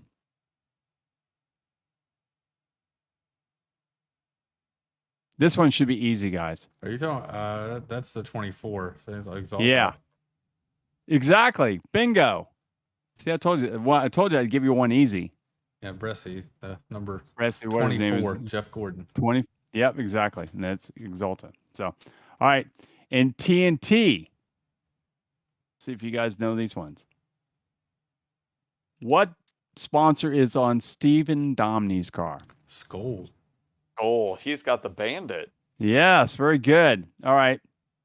All right. Before Derek Schelling ran the Coke car, what was his sponsor?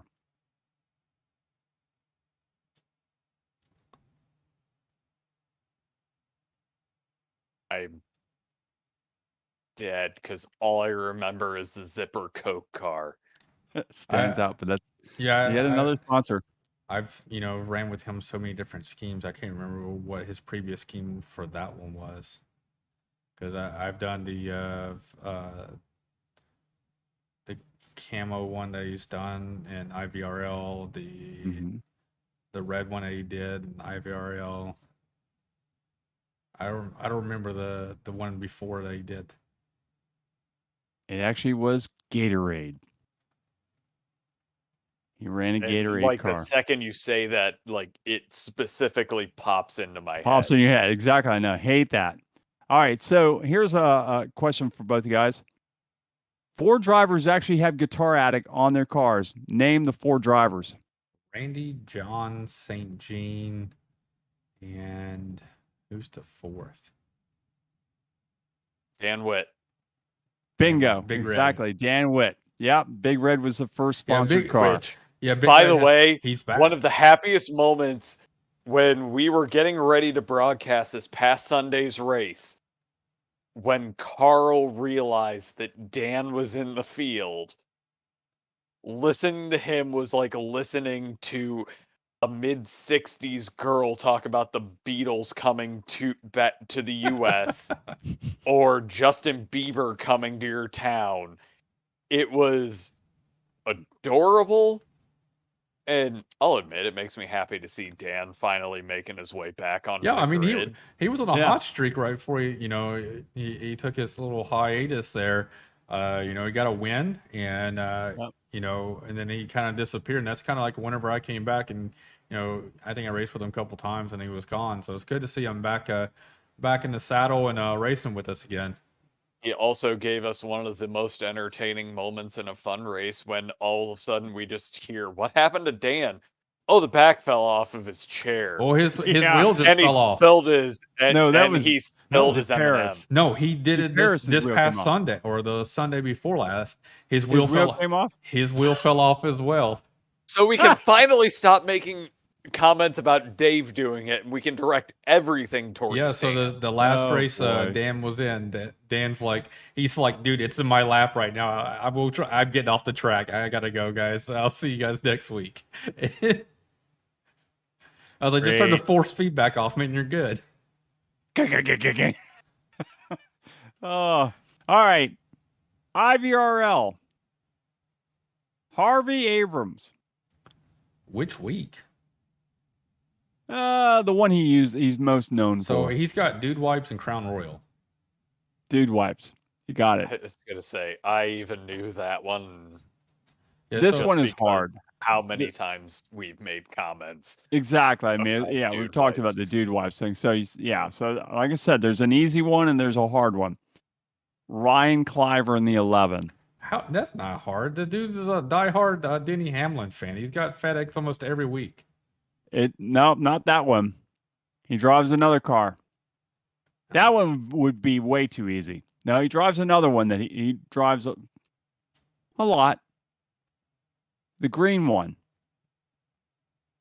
The only ones I remember seeing him is lately has been on Denny Hamlin's. I don't know the green one off the top of my head. I think Denny Hamlin actually drove this car as well, but it's another one that he ran that had a different sponsor on it. So the green one, I'm trying to think of what Denny ran. No, he had the orange one with the offer pad. That's it. Bingo. Green and orange. Gotcha. Yep. That's it. Yep. Because it's half green and half Yeah. orange. So, yeah, that's it. Okay. You got it. I forgot you're a Denny Hamlin fan. You should know Oh, I'm not a Denny Hamlin fan. I just know his Oh. paint schemes. that. Okay. All right. It's So, just one. Sportsman. First one, super easy. And we only did this because he watches the broadcast every week. So, Justin Anderson. He's the mailman. USPS. I Yeah, make exactly. fun of I him said- telling Hey, him that if you want to go back, he also ran the Miller High Life car before He or did, the truck yeah. before he did that Yeah. USPS. He did. I tell him frequently that I'm going to take his scheme in Cup and turn it into a UPS car. You know what? I have to say something. Since he works for the United States Post Office, Justin, if you're watching, the people in Detroit can kiss my ass. I have a guitar pedal I sent to a guy out there, and it's sitting in Detroit for over a month. They cannot send it back to me because the guy decided to change his address. I sent it to them. I had the people from this office in my town call them and say, send the thing back to me. I'm still waiting over a month. United States Post Office in Detroit can kiss my ass. I mean, I'm out You- $300 because of them. everyone can sit there and say, screw Detroit to begin with. Yeah, exactly. All right. He said, Justin said, talk to him offline about it. Oh, okay. I definitely will because I'm. It's you call the people in Detroit and they're like, "I'm sorry, I can't help you. I don't know where it's at." Did somebody You got a did that tracking shit number? home? Yeah, exactly. Somebody has got it at home. We got a $300 pedal that they put back up on freaking eBay and sold it probably. So, all right. The number 16 of Ed Springer runs a familiar paint scheme of his own. Which one? It's not the South Carolina one. Oh, we're talking about the Guardians of the Galaxy one? Groot. Groot. Very good. Everybody, yeah, the one, that's my favorite I was one. going to try to love figure that. out which one because he did have the tie-dye one before. I was that going one. to say the That was the South rainbow Carolina. one. Yeah, that's the South Carolina one. Yep. All right. Last ones. In Cup. William Klingbeil in the 83. What is that sponsor? I'm going to see if Adam knows this because I know this car way too well. Yeah, it's one of the default sponsors. Starts with a W or something. I can't remember off the top of my head. What is it? Whiskey River. Whiskey River, yeah. Whiskey River. And what is on the hood? Is it Whiskey River on the hood too? I don't know. I'm always either behind them or seeing just green. I don't pay attention to the logo on the hood. All right. We'll just give you the Whiskey River. We'll let you have that. All right. Tim St. Jean. In Cup? In Cup. He has 3 different paint schemes, and this is a Cup one. What is it? I'm seeing if Adam knows because, again, this is another one that I... Other than Guitar Addict, I don't know what he runs in the Cup series. Oh, no. The white polka dot one. Yeah, it's white and a whole bunch of colors to it. I don't remember what the actual sponsor is, but I know the paint scheme for it. And the alcohol kicks in, and I can't remember what the name of the sponsor is, but yeah, it's the polka dot. Damn it. I just remember it's distinctly Canadian. Yeah, not necessarily. I don't remember the sponsor, but I know that it's the rear end's white and kind of speckles and colors throughout. God, oh my God, I hate myself for not. I believe. Okay, I believe it's autism awareness. That's what I was thinking it was. It was autism. Yeah. Justin said Tim Hortons. No, that's his other car. Yeah, I don't remember which one. I Mike think it's Burgess autism used to run the Tim Hortons car. Yes, Mike did. Yes. Yep. Okay, guys. So that wasn't that hard. Kind of threw your brain a little bit. Because you decided to do things that honestly I can kind of remember.